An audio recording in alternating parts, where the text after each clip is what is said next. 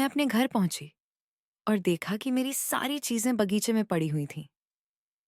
मेरी बहू दीप्ति सामने आई और बोली, हमने घर की सफाई करने का फैसला किया है। ये पुरानी चीजें अब किसी काम की नहीं है। मैंने उसकी आंखों में देखा और शांति से जवाब दिया, तो मैं भी वो सब साफ कर दूंगी जो अब मेरे काम का नहीं है। मैंने अपना फोन उठाया। अब समय आ गया था दिखाने का कि असली हकदार कौन है। मैं उस पल को कभी नहीं भूलूंगी।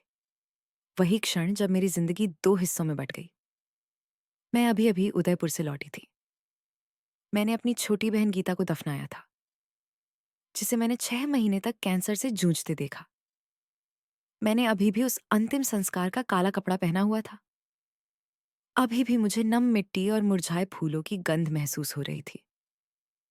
अभी भी मैं अपने भतीजों की चीखें सुन रही थी, जो अपनी माँ को अलविदा कह रहे थे। मैं टूट चुकी थी। मैं एक टूटे हुए दिल के साथ आई थी। मुझे एक गले लगाने, एक गर्म चाय की प्याली, मेरे बेटे रोहित के एक दयालु शब्द की जरूरत थी। लेकिन जो मैंने पाया वो था सन्नाटा। मैंने अपने घर का गेट खोला।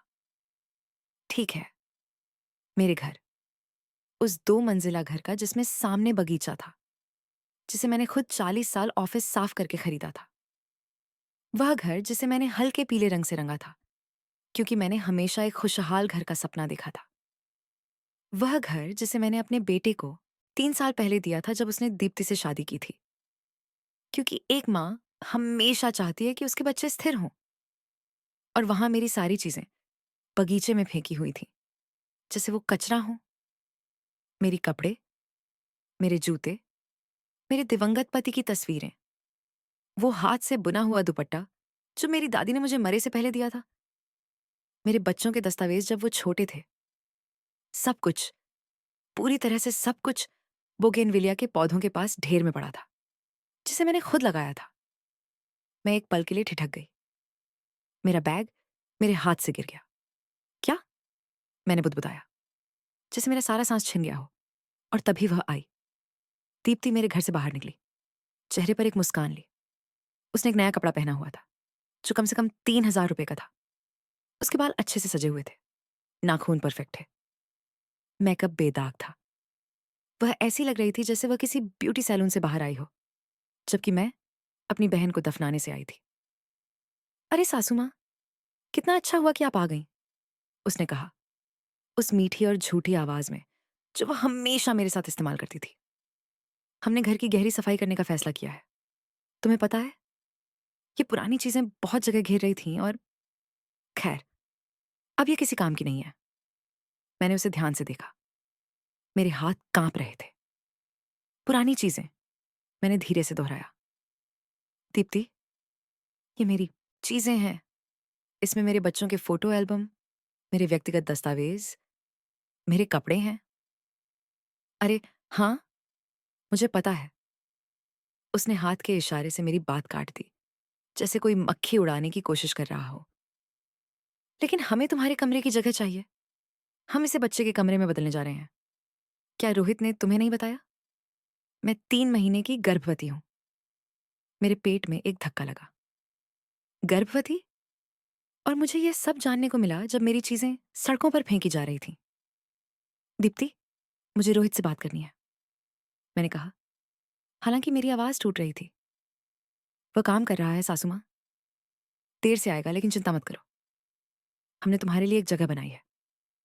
आओ, मैं तुम्हें दिखाती हूँ। उसने मुझे अपने झूठे परिचय के साथ अपने हाथ से पकड़ लिया, जो मुझे बहुत चिढ़ाता था। वह मुझे घर के पिछले हिस्से में ले गई, उस छोटे सर्विस रूम की ओर जिसे हम पहले औजारों और सीमेंट के थैलों को रखने के लिए इस्तेमाल करते थे। उसने दरवाजा खोला। टाड़ा, यहाँ तुम रह सकती हो। हमने थोड़ा सफाई की है। हमने एक फोल्डिंग बेड रखा है। ये छोटा है, लेकिन पर्याप्त है। हाँ, लेकिन हमें चाहिए कि तुम चुप रहो। तुम्हें पता है, बच्चे के आने वाले हैं, इसलिए हम तनाव या किसी भी तरह की रुकावट नहीं चाहते। मैंने उस कमरे को देखा। ये 2 मीटर पर 2 मीटर से ज्यादा नहीं था। वहां से एकमात्र खिड़की एक अंधेरी गली में खुलती थी। फोल्डिंग बेड में एक पतला और दागदार गद्दा था। मेरे अंदर कुछ टूट गया, लेकिन कुछ और, कुछ गहरा, जल उठा। मैंने उसकी आंखों में देखा। दीप्ति अब भी मुस्कुरा रही थी, जैसे मुझे झुकने, स्वीकार करने का इंतजार कर रही थी। जैसे कि मैं कह दूं, धन्यवाद कि आपने मुझे उस घर में एक कोना दिया जिसे मैंने खरीदा था। इसके बजाय मैंने गहरा सांस लिया। तुम्हें पता है दीप्ति, मैंने उस शांति के साथ कहा जो मुझे खुद नहीं पता थी कि मेरे पास है। तुम सही हो। अब सफाई करने का समय है। एक गहरी सफाई की जो अब मेरे लिए कोई काम की नहीं है। उसकी मुस्कान 1 सेकंड के लिए डगमगाई। मैंने अपने फोन को जेब से निकाला। मैंने एक नंबर ढूंढा जो मैंने सालों से सहेजा हुआ था। वकील महेश, मेरा वकील। क्या कर रही हो? दीप्ति ने पूछा, अब उस झूठी मिठास के बिना। सफाई कर रही हूं, मैंने कहा। बिल्कुल वही जो तुमने सुझाव दिया। मैंने नंबर डायल किया, रिंगटोन सुनी और जब तक वे जवाब नहीं देते, मैंने दीप्ति की आंखों में सीधे देखा। 3 साल में पहली बार मैंने अपनी नजर नहीं हटाई, क्योंकि उस क्षण में मैंने कुछ समझा। मैंने वो घर प्यार में दिया था, लेकिन मैंने कभी अपनी गरिमा नहीं दी थी। और वे अब यह जानने वाले थे कि असली हकदार कौन है। अगर तुम जानना चाहते हो कि एक महिला जिसने सब कुछ खो दिया कैसे अपनी शक्ति पुनः प्राप्त करती है, तो इस चैनल को सब्सक्राइब करो, क्योंकि यह कहानी अब भी शुरू हुई है और जो आगे आने वाला है उसकी किसी को भी उम्मीद नहीं थी। वकील महेश ने तीसरी रिंग पर फोन उठाया। कर्मा, क्या हुआ? उसकी आवाज चिंतित थी। वह जानता था कि मैंने अपनी बहन को दफनाया है। वकील महेश, मुझे कल सुबह आपसे मिलना है। यह जरूरी है, मैंने दीप्ति की आंखों से नजर नहीं हटाते हुए कहा। उसने अब पूरी तरह से वह झूठी मुस्कान खो दी थी। अब वह मुझे उन आंखों से देख रही थी। कक्ष में मैं अपने विचारों में खोई हुई थी। क्या तुम ठीक हो? वकील महेश ने पूछा। नहीं, लेकिन मैं ठीक हो जाऊंगी, मैंने जवाब दिया और फोन काट दिया। दीप्ति ने अपने हाथों को अपने सीने पर क्रॉस किया। मुझे नहीं पता तुम क्या सोच रही हो सासू माँ, लेकिन याद रखो, यह घर रोहित का है और मैं उसकी पत्नी हूं। अगर तुम यहां रहना चाहती हो तो तुम्हें हमारी नियमों का पालन करना पड़ेगा। मैंने अपने दांत भींच लिए। मैं चिल्लाना चाहती थी कि यह घर मैंने 40 साल तक दूसरे लोगों के बाथरूम साफ करके कमाए गए पसीने से खरीदा था। हर ईंट में मेरा संघर्ष है। रोहित तो केवल 25 साल का था जब मैंने उसे बिना एक पैसे के यह घर उपहार में दिया। लेकिन मैंने कुछ नहीं कहा, क्योंकि मैंने अपने 66 वर्षों में एक चीज सीखी है। बेकार की बातें केवल शोर होती हैं, और मुझे पहले अपना अधिकार वापस पाना था। ठीक है, मैंने बस इतना कहा। मैं सेवा वाले कमरे में रहूंगी। दीप्ति ने चौंक कर आंखें झपकाईं। मुझे लगा कि वह झगड़े की उम्मीद कर रही थी, कुछ नाटक। वह चाहती थी कि मैं रोऊं या उससे भीख मांगूं। अच्छा, यह सुनकर अच्छा लगा कि तुम समझती हो, उसने अपनी कुछ शांति वापस पाते हुए कहा। और एक बात, फ्रिज में तुम्हारी चीजों के लिए अब जगह नहीं है, इसलिए तुम्हें अपनी खुद की खाना खरीदना होगा और उसे अपने कमरे में रखना होगा। हमें हर समय रसोई साझा नहीं करनी चाहिए। डॉक्टर ने कहा है कि मुझे तनाव से बचना चाहिए। मैंने धीरे धीरे सिर हिलाया। बिल्कुल, कोई समस्या नहीं। परफेक्ट। तो तुम्हारे नए स्थान में स्वागत है, उसने कहा और घर के अंदर चली गई, जैसे उसने एक लड़ाई जीत ली हो।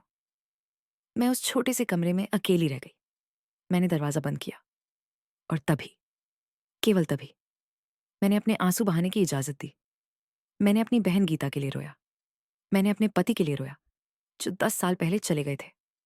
मैंने उस महिला के लिए रोया जो मैं हुआ करती थी, मजबूत, मेहनती, गर्वित। मैंने अपने बेटे रोहित के लिए रोया, जो कभी मुझे गले लगाकर कहता था, माँ, तुम मेरी हीरोइन हो। ये सब कब बदल गया था? मैं उस बिछने वाली बिस्तर पर बैठ गई, जो पुरानी गंध में भरी हुई थी। चारों ओर देखा। दीवारों पर नमी के धब्बे थे। बल्ब एक नंगे तार से लटक रहा था। कपड़े लटकाने के लिए एक कील भी नहीं थी। लेकिन तभी मुझे कुछ याद आया। मैंने अपनी माँ को याद किया, जिसने हमें अकेले ही 5 बच्चों को बड़ा किया था जब मेरे पिता हमें छोड़कर चले गए थे। उसने हमें बताया था, बेटियों, एक महिला मजबूत होती है, उसके पास जो कुछ है उसके लिए नहीं, बल्कि उसके लिए जो वह फिर से बना सकती है, जब उससे सब कुछ छीन लिया जाता है। मैंने अपने आंसू पोंछे, अपना मोबाइल निकाला और कमरे, बगीचे में बिखरी अपनी चीज़ों, सबकी तस्वीरें लेना शुरू किया। क्योंकि अगर जीवन ने कुछ सिखाया है, तो वह यह है कि सच्चाई को हमेशा सबूतों की ज़रूरत होती है। उस रात रोहित 11 बजे के बाद आया।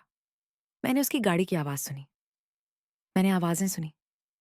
दीप्ति की तेज़ हँसी सुनी। मैंने इंतज़ार किया। सोचा कि वह मुझसे मिलने आएगा, सेवा वाले कमरे का दरवाज़ा खटखटाएगा, पूछेगा कि मैं अपनी बहन के अंतिम संस्कार के बाद कैसी हूँ। लेकिन वह नहीं आया। रात के 12 बजे, जब मैं और इंतज़ार नहीं कर सकी, मैं कमरे से बाहर आई। मैंने अपने घर के गलियारे में नंगे पाँव चलना शुरू किया।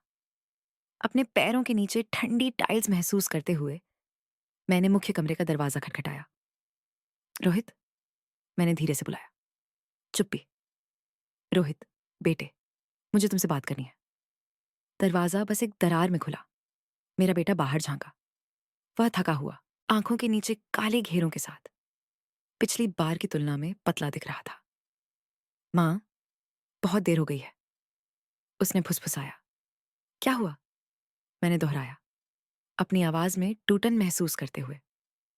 रोहित, उन्होंने मेरी सारी चीज़ें बगीचे में फेंक दी, मुझे सेवा वाले कमरे में रखा और तुमने मुझे यह भी नहीं बताया कि दीप्ति गर्भवती है। उसने अपनी आंखें नीची कर लीं। माँ, मैं तुम्हें बताने वाला था, लेकिन तुम गीता के साथ उदयपुर में थी और मैंने अभी-अभी अपनी बहन को दफनाया है। रोहित, मैं अपनी पीढ़ी से, एकमात्र परिवार से विदा ले रही हूँ और मैं घर आती हूँ और पाती हूँ कि मुझे कचरे की तरह ची आ गया है। यह व्यक्तिगत नहीं है माँ, उसने अपनी आंखें रगड़ते हुए कहा। हमें जगह की जरूरत है। बच्चे के आने की वजह से चीजें बदलनी होंगी। बदलना? मैंने अविश्वास में देखा। रोहित, यह घर मैंने खरीदा। मैंने इसे तुम लोगों को उपहार में दिया क्योंकि मैंने सोचा कि तुम मुझे यहाँ चाहोगे, कि हम एक परिवार होंगे। और हम हैं माँ, लेकिन दीप्ति, वह तनाव में है। गर्भावस्था कठिन रही है। डॉक्टर कहते हैं कि हमें उसे परेशान नहीं करना चाहिए। और मैंने गले में गांठ महसूस करते हुए पूछा, मैं मायने नहीं रखती? रोहित ने गहरी सांस ली। बिल्कुल मायने रखती हो माँ, लेकिन तुम्हें समझना होगा। दीप्ति अब मेरी प्राथमिकता है। तुमने हमेशा कहा कि जब कोई शादी करता है तो पत्नी पहले आती है। हर शब्द एक छुरा बनकर मेरे दिल में उतरा। ऐसे नहीं बेटा, मैंने फुसफुसाया। ऐसे नहीं माँ, कृपया। हम थक गए हैं, कल बात करेंगे। हाँ, समझने की कोशिश करो। और उसने दरवाजा बंद कर दिया। मैं उस गलियारे में खड़ी रह गई, कांपती हुई। मेरा बेटा, मेरा रोहित, वह बच्चा जिसे मैंने पैर डायपर्स बदले, जिसे मैंने पढ़ाना सिखाया, जिसे मैंने हर बार गले लगाया जब वह रोता था, उसी बेटे ने मुझे दरवाजे पर बंद कर दिया। मैं सेवा वाले कमरे में वापस गई, जैसे कोई भूत हो। लेकिन मैंने फिर से नहीं रोया क्योंकि मेरे अंदर कुछ बदल चुका था। उदासी अब कुछ और बन रही थी। संकल्प में, चुप्पी में, गुस्से में, यह सुनिश्चित करने में कि यह सब ऐसे नहीं रह सकता। मैंने उस बिछने वाली बिस्तर पर बैठकर अपनी नाइट स्टैंड की दराज खोली। वहां मैंने कुछ ऐसा रखा था जिसे कोई नहीं जानता था कि मेरे पास है। एक पुरानी नोटबुक, जिसमें मैंने घर के सभी खर्चों का रिकॉर्ड रखा था, जब से मैंने इसे उपहार में दिया था। रोहित, मैंने पन्ने पलटने शुरू किए और जो मैंने देखा उससे मेरा खून जम गया। लेकिन इसी ने मुझे लड़ने के लिए पहली हथियार भी दी। उस रात जो मैंने खोजा, उसने सब कुछ बदल दिया। और सबसे बुरी बात यह थी कि उन्हें नहीं पता था कि आगे क्या आने वाला था। नोटबुक मेरे हाथों में कांप रही थी। सुबह के 2 बजे थे। सर्विस रूम पूरी तरह से चुप था। केवल कहीं घर में एक खराब नल से पानी की बूंदों की आवाज सुनाई दे रही थी। मैंने धीरे धीरे पन्ने पलटे। हर लाइन के साथ मेरा दिल तेजी से धड़क रहा था। मैं हमेशा पैसों के मामले में सच्ची रही थी। मुझे ऐसा होना चाहिए था। जब आप गरीब होते हैं तो आप सीखते हैं कि हर पैसा मायने रखता है। इसलिए जब मैंने रोहित को घर दिया तो मैंने एक बहुत साधारण बात कही। बेटा, बस मुझे महत्वपूर्ण खर्चों के बारे में बताना। ये नियंत्रण के लिए नहीं है, बल्कि क्योंकि यह घर तुम्हारा है। और इसे संभालना चाहिए। उसने स्वीकार किया था। पहले साल के दौरान रोहित मुझे बिल दिखाता था, मरम्मत के बारे में बताता था। हम एक टीम थे। लेकिन जब से उसने दीप्ति से शादी की, सब कुछ बदल गया। मैंने फिर से नंबर देखे। मेरे सिर में खून चढ़ रहा था। पिछले 8 महीनों में परिवार के बैंक खाते से बड़े-बड़े ट्रांसफर हुए थे। मुझे खाता विवरण तक पहुंच थी क्योंकि रोहित ने मुझे आपात स्थिति के लिए डेबिट कार्ड दिया था। लेकिन मैंने कभी इसका इस्तेमाल नहीं किया। मैं केवल कभी-कभी लेन-देन की जांच करती थी। और अब सब कुछ एक साथ देखकर सच मुझ पर एक घूंसे की तरह लगा। जनवरी में 45,000 रुपए, लिविंग रूम की सजावट। फरवरी में 12,000 रुपए, नए फर्नीचर 28,000 रुपए। मार्च में बिना विवरण 63,000 रुपए। अप्रैल में कंकून की यात्रा 48,000 रुपए। मई में विभिन्न खरीदारी 54,000 रुपए। जून में सजावट 73,000 रुपए। जुलाई में बिना विवरण 68,000 रुपए। अगस्त में बच्चे के खर्च। मैंने मानसिक रूप से जोड़ा। यह मेरे लिए मुश्किल था क्योंकि मेरे हाथ इतनी बुरी तरह कांप रहे थे कि मैं पेंसिल को ठीक से पकड़ नहीं पा रही थी। 450,000 रुपए, लगभग आधा मिलियन रुपए 8 महीनों में। यह पैसा कहाँ से आया? रोहित एक इंजीनियर के रूप में अच्छी कमाई करता था, लगभग 35,000 रुपए महीने। लेकिन बिल, खाना, पेट्रोल भरने के बाद इतना नहीं बचता था। निश्चित रूप से 50,000 रुपए महीने से अधिक खर्च करने के लिए पर्याप्त नहीं था। फिर मुझे कुछ याद आया जिसने मेरा खून जमा दिया। जब मैंने रोहित को घर दिया तो मैंने उसे एक बचत खाते तक पहुंच भी दी थी, जिसे मैंने सालों से रखा था। यह मेरी सेवानिवृत्ति पर मिली राशि का पैसा था, साथ ही कुछ बचत, लगभग 600,000 रुपए। मैंने कहा था, बेटा, यह आपात स्थिति के लिए है, ताकि तुम्हें कभी कुछ कमी ना हो। कांपते हाथों से मैंने अपने कागजों में खोजा और उस बचत खाते का आखिरी विवरण पाया। मैंने इसे खोला और मेरा दुनिया ढह गई। वर्तमान बैलेंस 59,543 रुपए। 600,000 रुपए में से केवल 79,000 रुपए बचे थे। मुझे लगा जैसे कमरा घूम रहा है। मुझे फर्श पर बैठना पड़ा, दीवार के खिलाफ टिककर सांस लेने की कोशिश करते हुए। आधा मिलियन रुपए 1 साल से भी कम समय में गायब हो गए। और मैं बिना यह जाने थी, क्योंकि मैं अपनी बीमार बहन की देखभाल में व्यस्त थी, क्योंकि मैं अपने बेटे पर भरोसा कर रही थी, क्योंकि मैंने कभी नहीं सोचा था कि मुझे ऐसा करना पड़ेगा। लेकिन सबसे बुरा पैसा नहीं था। सबसे बुरा यह था कि मुझे एहसास हुआ कि मुझे इस्तेमाल किया गया है। मुझे मेरे घर से निकाल दिया गया है। मेरा स्थान मुझसे छीन लिया गया है। मुझे उस पैसे से अपमानित किया गया है जो मैंने खुद दिया था। मैंने फर्श से उठकर खड़ा होने की कोशिश की। मेरी टांगें कांप रही थीं। लेकिन मैंने कमरे की खिड़की की ओर बढ़ने का फैसला किया। बाहर अंधेरी गली में मैंने पड़ोसी के रसोई घर की रोशनी देखी। दीदी लुसी। वह हमेशा सुबह जल्दी उठकर ताजा रोटियां बनाती और उन्हें सुबह होने से पहले बेच देती।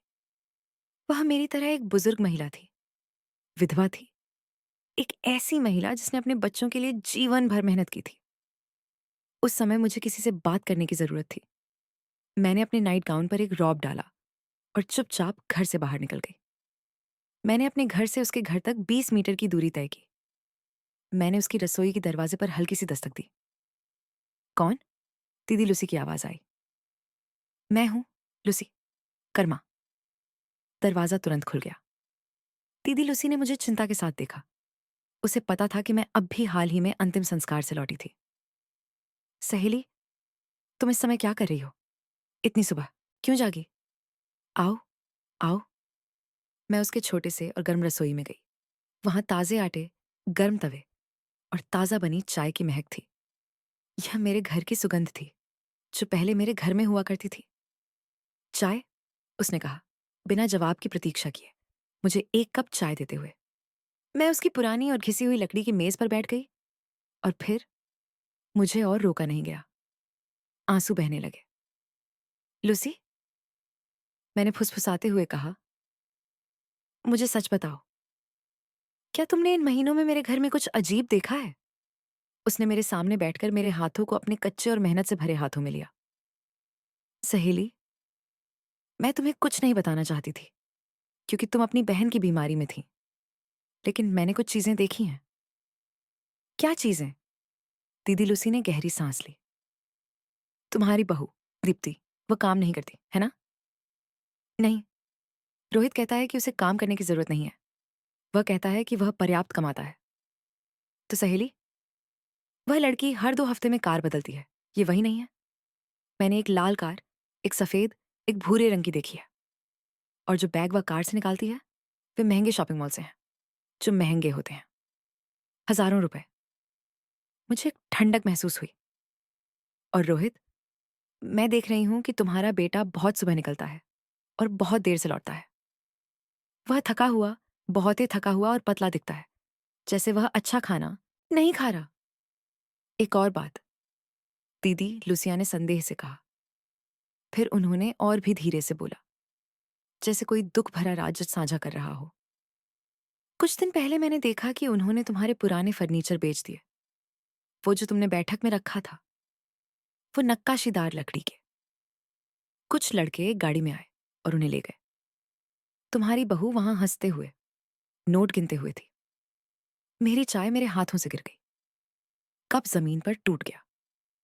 वो फर्नीचर, वो बदकिस्मत फर्नीचर मेरी माँ की विरासत थी। वो फर्नीचर जो 70 साल से ज्यादा पुराना था। वो फर्नीचर जो मेरी दादी ने जब प्यूबला से शहर में आकर लाया था। वो फर्नीचर जो एक दौलत की तरह था, पैसे में नहीं, बल्कि उसकी कहानी में। और दीप्ति ने उन्हें जैसे कचरा समझकर बेच दिया। ये कब हुआ? मैंने मृत स्वर में पूछा। 2 हफ्ते पहले, दीदी, जब तुम उदयपुर में थी। मैं चुप हो गई। दीदी लुसिया ने टूटे कप के टुकड़े साफ करने के लिए उठी, लेकिन मैं उसे सुन भी नहीं पा रही थी। मेरे मन में पहेली के टुकड़े जुड़ने लगे। गायब हुआ पैसा, अत्यधिक खर्च, बेचे गए फर्नीचर, मेरा कपड़ा बगीचे में फेंका हुआ, सर्विस रूम।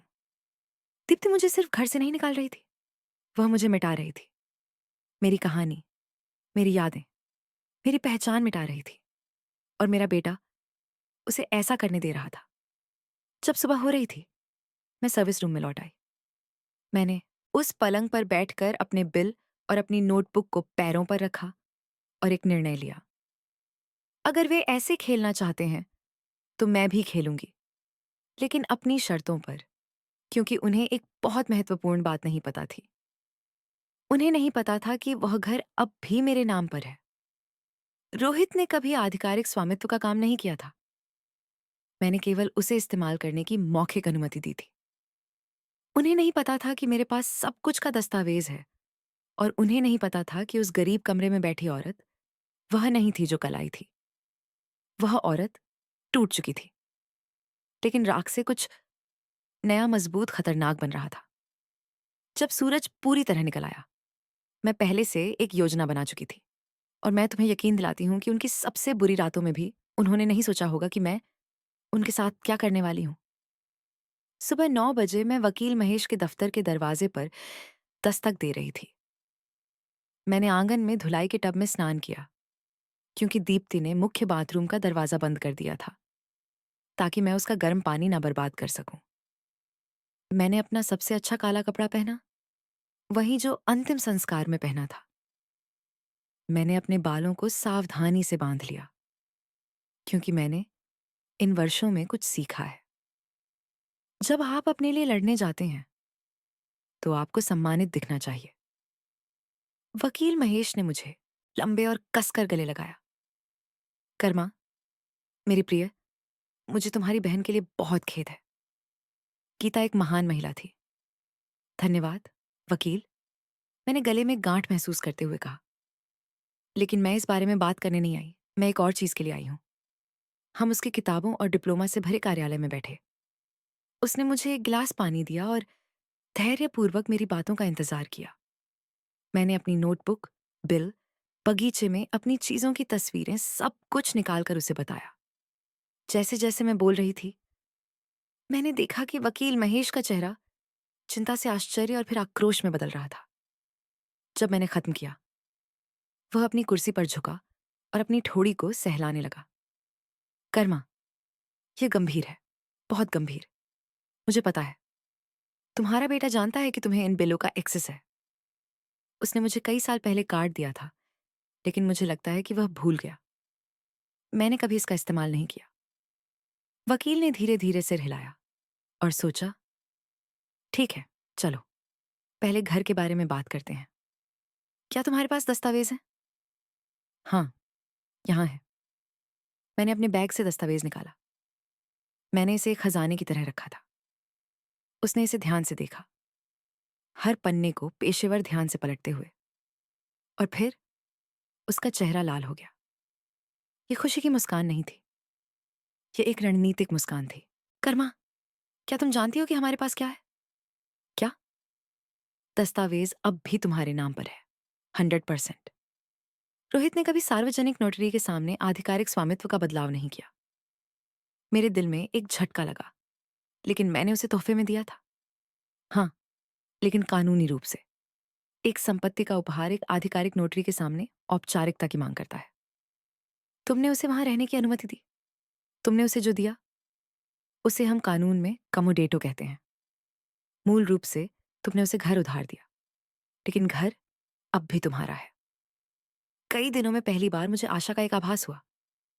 इसका मतलब है कि तुम उस अनुमति को कभी भी रद्द कर सकती हो। यह तुम्हारी संपत्ति है। वे, कानूनी दृष्टि से, तुम्हारे किराएदार हैं, बिना अनुबंध के, बिना स्थायी अधिकारों के। मैं उस जानकारी को सोचते हुए चुप रह गई। और पैसे का क्या? मैंने पूछा।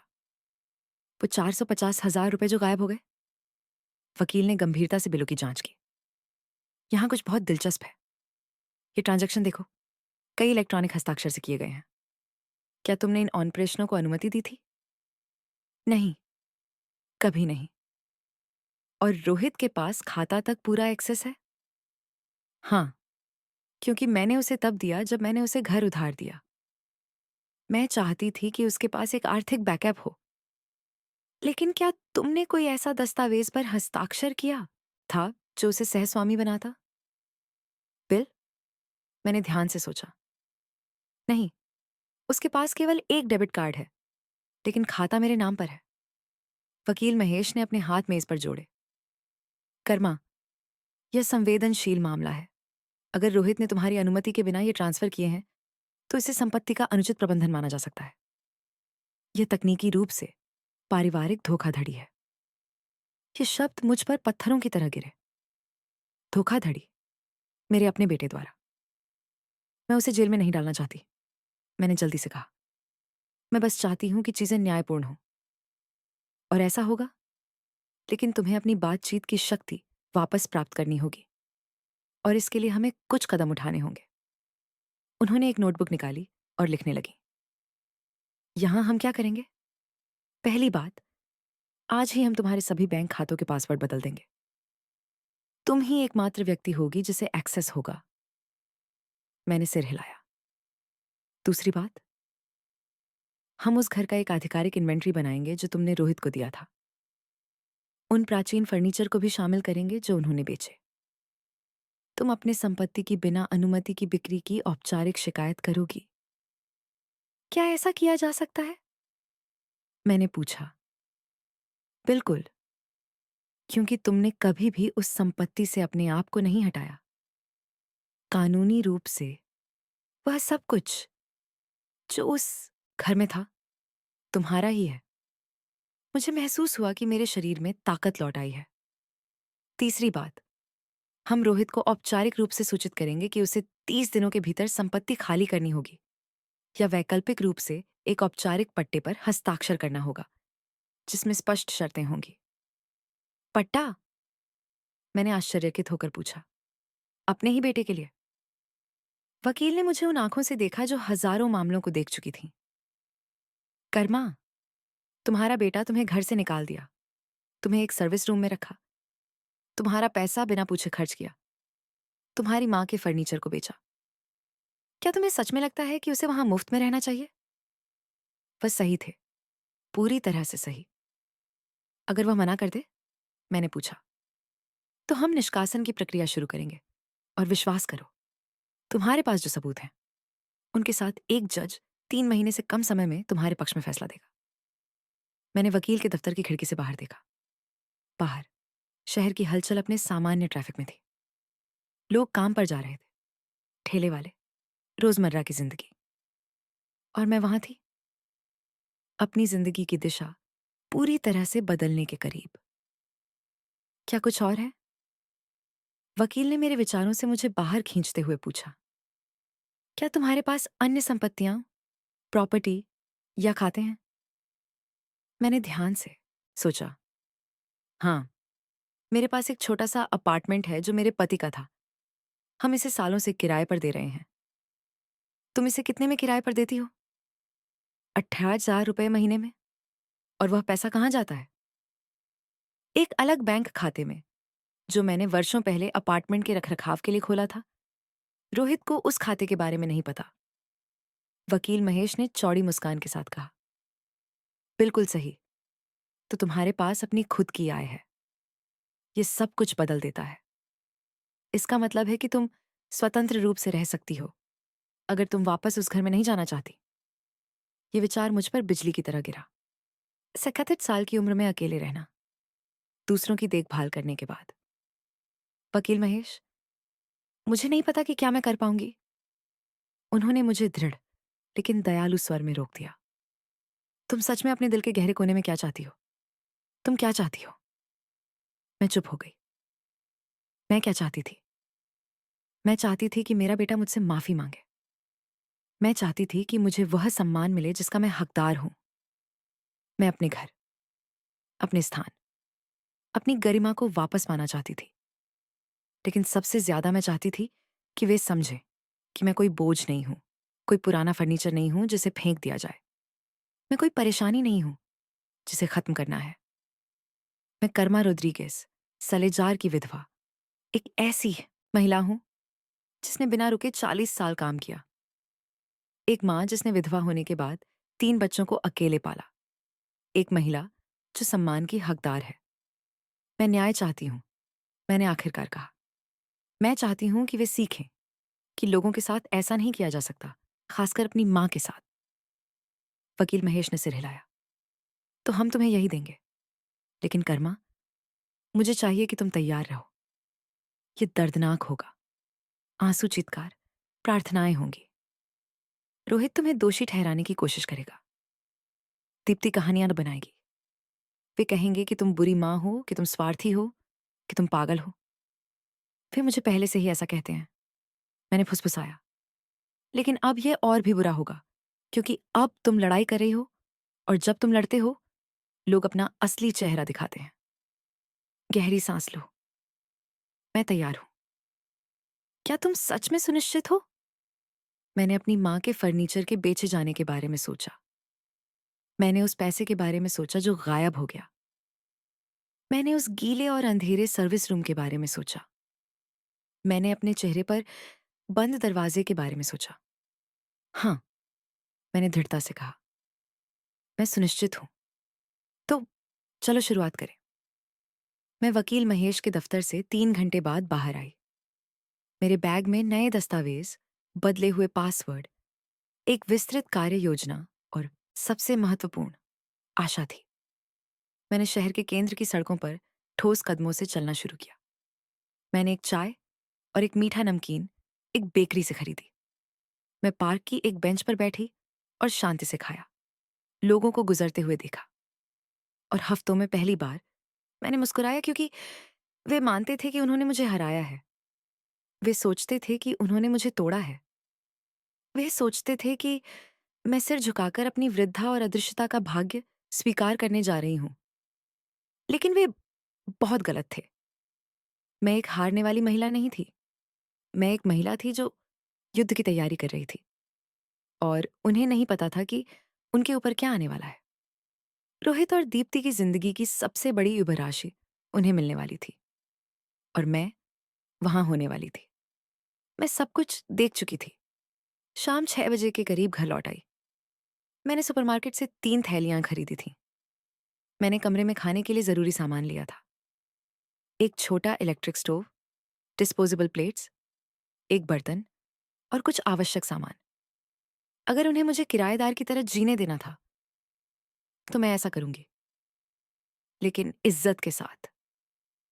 जब मैं अंदर गई तो मैंने लिविंग रूम में कई आवाजें सुनी। मैंने सावधानी से झांका। दीप्ति वहां थी, जैसे किसी फैशन मैगजीन के लिए तैयार हुई हो। उसने हल्के गुलाबी रंग का एक ड्रेस पहना था जो निश्चित रूप से हजारों रुपए का होगा। उसके बगल में उसके माता पिता थे, श्रीमान अरमान, एक भारी भरकम आदमी जिनके मुंह पर मूछें थीं और जो बड़े ही अहमियत के साथ बैठे थे, और श्रीमती बीना, एक पतली और स्टाइलिश महिला जो मुझे हमेशा ऐसे देखती थी जैसे मैं उसके जूते के तले चिपकी हुई कोई चीज हूं। रोहित भी वहां था, जिसे देखकर ऐसा लग रहा था जैसे वह किसी महत्वपूर्ण मीटिंग में हो। उसकी शर्ट और पैंट के साथ बहुत असहज लग रहा था। वह अपनी शर्ट के कॉलर को ऐसे खींच रहा था जैसे वह उसे घुट रहा हो। सासू माँ, दीप्ति ने मुझे देखकर चहकती हुई कहा, आपका आना बहुत अच्छा हुआ। मैंने एक पारिवारिक डिनर तैयार किया है। मेरे माता पिता हमारी स्थिति को बेहतर जानना चाहते थे, जैसे यह कोई समस्या हो जिसे हल करना हो। नमस्ते, मैंने संक्षेप में कहा और सेवा वाले कमरे की ओर बढ़ने की कोशिश की। अरे नहीं नहीं नहीं, दीप्ति ने मेरे हाथ को मजबूती से पकड़ लिया। मैंने सब कुछ तैयार कर लिया है। आपके साथ ना बैठना एक बदतमीजी होगी। इसके अलावा हमें कुछ महत्वपूर्ण बातें करनी है। मेरे पास कोई विकल्प नहीं था। मैं डाइनिंग टेबल पर बैठ गई। मेरी टेबल, जिसे मैंने 15 साल पहले एक एंटीक्स मार्केट से खरीदा था। दीप्ति ने मुस्कुराते हुए डिनर परोसा। चिपोटल की सॉस में चिकन, लाल चावल, सलाद, सब कुछ लाजवाब लग रहा था। सब कुछ घर की खुशबू में लिपटा हुआ था, लेकिन माहौल तना हुआ था, जैसे कोई तार तोड़ने की कगार पर हो। दीदी कर्मा, श्री अरमान ने नैपकिन से मुंह पोंछते हुए कहा, मेरी बेटी ने मुझे बताया है कि हाल ही में कुछ गलत फहमियां हुई हैं। गलत फहमियां? मैंने हर शब्द को मापते हुए कहा। हाँ? अच्छा, श्रीमती बीना ने तीखी आवाज में कहा। दीप्ति कहती है कि आप खुद को असहाय महसूस करती हैं, लेकिन आपको समझना चाहिए, दीदी कर्मा, कि युवाओं को अपनी जगह की जरूरत होती है, खासकर जब से बच्चा आ रहा है। मैंने चम्मच और कांटे को मजबूती से पकड़ा। मुझे पूरी तरह से जगह की जरूरत समझ में आती है, मैंने शांति से कहा, लेकिन मैं यह नहीं समझती कि मेरी चीजें बिना पूछे बगीचे में क्यों फेंकी गईं। अरे सासू माँ, चलो इसे भूल जाएं, दीप्ति ने हाथ से एक नाटक करते हुए कहा। यह तो बस एक साधारण संचार गलती थी। मैंने आपसे माफी भी मांगी थी। झूठ, मैंने कहा। आपने कभी माफी नहीं मांगी। और कमरे के बारे में? श्री अरमान ने आगे कहा, मुझे लगता है कि रोहित और दीप्ति के लिए आपको एक जगह देना बहुत बड़ा उपकार है। आपकी उम्र के कई लोग तो यह भी नहीं पा सकते। मेरी उम्र के लोग? जैसे मैं कोई बोझ या लाचारता हूं, जो खुद को भीख मांगने के लिए मजबूर हैं। रोहित चुप रहा, बस चुपचाप अपने खाने में व्यस्त रहा। इसके अलावा, श्रीमती बीना ने कहा, आपकी उम्र में आपको सोचना चाहिए कि खैर, सबके लिए चीजें आसान बनाने पर ध्यान दें। बहुत सुंदर रेजिडेंशियल हाउस हैं वृद्धों के लिए, जहां नर्सें, गतिविधियां और आपकी उम्र के लोग होते हैं। क्या यह आरामदायक नहीं होगा? वहीं इस डिनर की असली वजह थी। वे मुझे आश्वस्त करना चाहते थे कि मैं एक वृद्धाश्रम जा दूं। मैंने रोहित की ओर देखा। मेरा बेटा अब भी नजरें नहीं उठा रहा था। रोहित, मैंने दृढ़ आवाज में कहा, तुम इस बारे में क्या सोचते हो? वह अंततः अपनी नजरें उठाता है। उसकी आंखें थकी हुई, खाली थीं। मां, मैं बस चाहूंगा कि सब ठीक रहे, कि शांति हो। शांति? मैंने दोहराया। क्या तुम मुझसे शांति की मांग कर रहे हो जब वे मुझे वृद्धाश्रम भेजने की योजना बना रहे हैं? ये वृद्धाश्रम नहीं है सासू मां, दीप्ति ने तेजी से कहा। ये तो शानदार रेजिडेंस है, बागों के साथ, जो मुझे कोई दिलचस्पी नहीं है। मैंने उसे बीच में ही रोक दिया। तालाब में सन्नाटा गहराने लगा। श्री अरमान ने असहजता से खांसा। दीदी कर्मा, मैं समझता हूं कि यह आपके लिए कठिन हो सकता है, लेकिन आपको यथार्थवादी होना चाहिए। रोहित और दीप्ति अपने परिवार का निर्माण कर रहे हैं, और आप? खैर, आपने अपना चक्र पूरा कर लिया है। आपने अपने बच्चों को बड़ा किया है। अब उन्हें अपनी जिंदगी जीने का समय है। हर शब्द एक थप्पड़ था, लेकिन सबसे बुरा तो अभी आना था। और आर्थिक मुद्दे पर श्रीमती बीना ने व्यापारिक लहजे में कहा, दीप्ति ने मुझे बताया कि कुछ बैंक खातों में कुछ गलत फहमियां थीं। ये डिनर का असली कारण था। उन्हें एहसास हुआ था कि वे अब मेरा पैसा नहीं निकाल सकते। कोई गलत फहमियां नहीं थीं, मैंने स्पष्ट स्वर में कहा।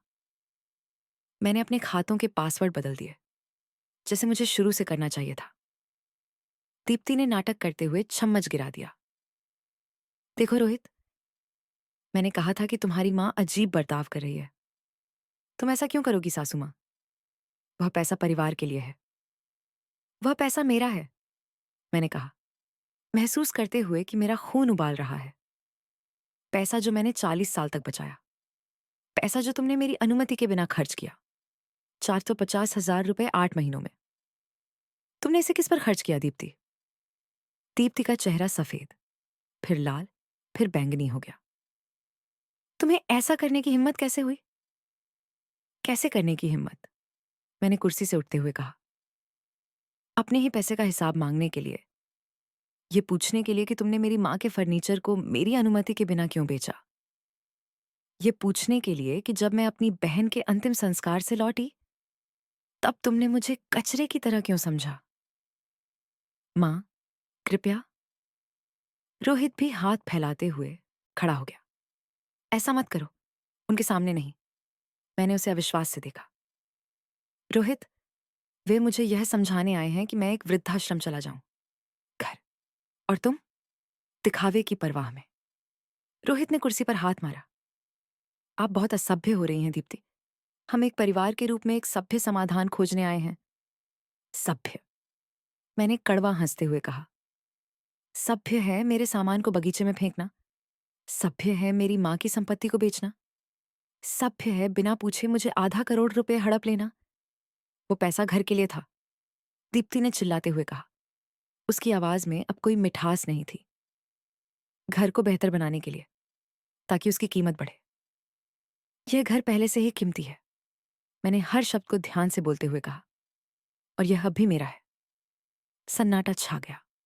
दीप्ति ने चौंक कर आंखें झपकाई। क्या? जो तुमने सुना? यह घर मेरे नाम है। हमने कभी आधिकारिक रूप से नामांतरण नहीं किया। रोहित, यहां मेरी अनुमति से रहता है। एक ऐसा परमिट जिसे मैं कभी भी रद्द कर सकती हूं। मैंने देखा कि दीप्ति का चेहरा रंगहीन हो गया, जैसे रोहित और गीता एक दूसरे को घबराए हुए देखते हैं। और रोहित सिर झुकाकर कुर्सी पर गिर गया। नहीं, यह नहीं हो सकता, दीप्ति ने फुसफुसाते हुए कहा। रोहित ने कहा था कि यह घर उसका है। उसने मुझसे शादी से पहले ऐसा वादा किया था। तो उसने तुम्हें झूठ बोला? मैंने ठंडे स्वर में कहा। या तो उसने कभी प्रक्रिया पूरी नहीं की। असलियत यह है कि यह घर कानूनी रूप से मेरा है। हर ईंट, हर खिड़की, हर सेंटीमीटर। दीप्ति ने रोहित की तरफ मुंह मोड़ लिया, जैसे वह शेरनी हो। मुझे बताओ कि यह सच नहीं है रोहित। मुझे बताओ कि यह पुरानी पागल औरत झूठ बोल रही है। रोहित ने धीरे धीरे सिर उठाया। उसकी आंखों में आंसू थे। यह सच है, उसने कहा। मैंने प्रक्रिया पूरी नहीं की। मैंने सोचा कि यह जरूरी नहीं है, कि मां कभी नहीं। क्या? दीप्ति ने चिल्लाते हुए कहा। कि मां कभी नहीं जान पाएगी, कि कभी नहीं पूछेगी। तुमने कहा था कि यह घर तुम्हारा है। मैं तुमसे शादी की क्योंकि तुमने कहा था कि तुम्हारे पास संपत्ति है। और वहीं थी सच की कड़वी वास्तविकता। दीप्ति ने मेरे बेटे से प्यार नहीं किया था। उसने उससे शादी की थी घर के लिए, मेरे घर के लिए। गीता ने गुस्से में खड़ी होकर कहा। यह अस्वीकार्य है रोहित। हम जा रहे हैं। मैं इन आरोपों को सुनने के लिए नहीं रुकूंगी। यह आरोप नहीं है, मैंने शांति से कहा। यह तथ्य है और मेरे पास सबूत है। रोहित ने मेरी ओर उंगली उठाते हुए कहा। आप एक बुरी मां हैं। एक सच्ची मां अपने बेटे को ऐसा नहीं होने देती। ये शब्द मेरे दिल में गहरे उतरे। ये शब्द मुझे अधिक दर्द देते थे जितना मैं स्वीकार करना चाहती थी। लेकिन अब मैं खुद को और ठेस नहीं पहुंचाने दूंगी। सच्ची मां अपने बच्चों को सम्मान करना सिखाती है, मूल्यवान बनाना सिखाती है, ईमानदार होना सिखाती है। मैंने सब कुछ किया। अगर रोहित नहीं सिखा, तो यह मेरी गलती नहीं है, यह उसकी है। मैंने पलटा और सेवा वाले कमरे की तरफ बढ़ गई। मेरे पीछे मुझे हलचल सुनाई दी। दीप्ति हिस्टेरिकली रो रही थी। गीता गालियां दे रही थी। रोहित सबको शांत करने की कोशिश कर रहा था। मैंने कमरे का दरवाजा बंद किया और उस पर लीनिंग हो गई, कांपते हुए। यह मेरी जिंदगी की सबसे कठिन मुठभेड़ थी, लेकिन यह सबसे जरूरी भी थी। और यह तो बस शुरुआत थी। उस रात लगभग 11 बजे मैंने कमरे के दरवाजे पर जोर से दस्तक सुनी। माँ, खोलो, हमें बात करनी है। यह रोहित था। मैंने दरवाजा नहीं खोला। माँ, कृपया। दीप्ति बहुत परेशान है। डॉक्टर ने कहा कि उसे बच्चे के लिए तनाव नहीं लेना चाहिए। मैंने फिर से दरवाजा नहीं खोला। तुम क्या चाहते हो? क्या मैं घुटनों के बल माफी मांगूं? क्या मैं रोऊं? मुझे बताओ तुम क्या चाहते हो और मैं करूंगी, लेकिन कृपया हमें घर मत छीनो। मैंने अचानक दरवाजा खोला। रोहित बेतरतीब था। उसके बाल बिखरे हुए, आंखें लाल, कपड़े झुर्रीदार, और पहली बार मुझे उस पर दया नहीं आई, बल्कि निराशा हुई। रोहित, मैंने शांत स्वर में कहा, मैं तुम्हें एक बात बताने वाली हूं और चाहती हूं कि तुम इसे ध्यान से सुनो। मैंने कभी तुमसे कुछ नहीं छीना। मैंने तुम्हें यह घर प्यार से दिया। मैंने तुम्हें अपना पैसा उदारता से दिया। मैंने तुम्हें अपना स्थान परिवार के लिए दिया। मैं जानता हूं, माँ, मैं जानता हूं। पर तुमने मुझे कचरे की तरह सिया, मुझे अपमानित किया, मुझसे चोरी की, मुझे झूठ बताया। और जब मैं अपनी बहन के अंतिम संस्कार से टूट कर आई, तो तुमने मुझे सड़क पर फेंक दिया। यह दीप्ति की गलती थी। मुझे नहीं पता था कि तुम जानते थे। मैंने अपनी आवाज उठाई। तुम जानते थे और कुछ नहीं किया। तुमने मेरे सामने दरवाजा बंद कर दिया। तुमने कहा कि वह तुम्हारी प्राथमिकता है। तुमने कहा कि मुझे समझना चाहिए, क्योंकि वह मेरी पत्नी है। माँ, मुझे उसका समर्थन करना है। मैं क्या हूं? कचरा, एक बोझ जिसे छुटकारा पाना है। रोहित मेरे सामने घुटनों के बल गिर पड़ा। मुझे माफ कर दो माँ, मुझे माफ कर दो।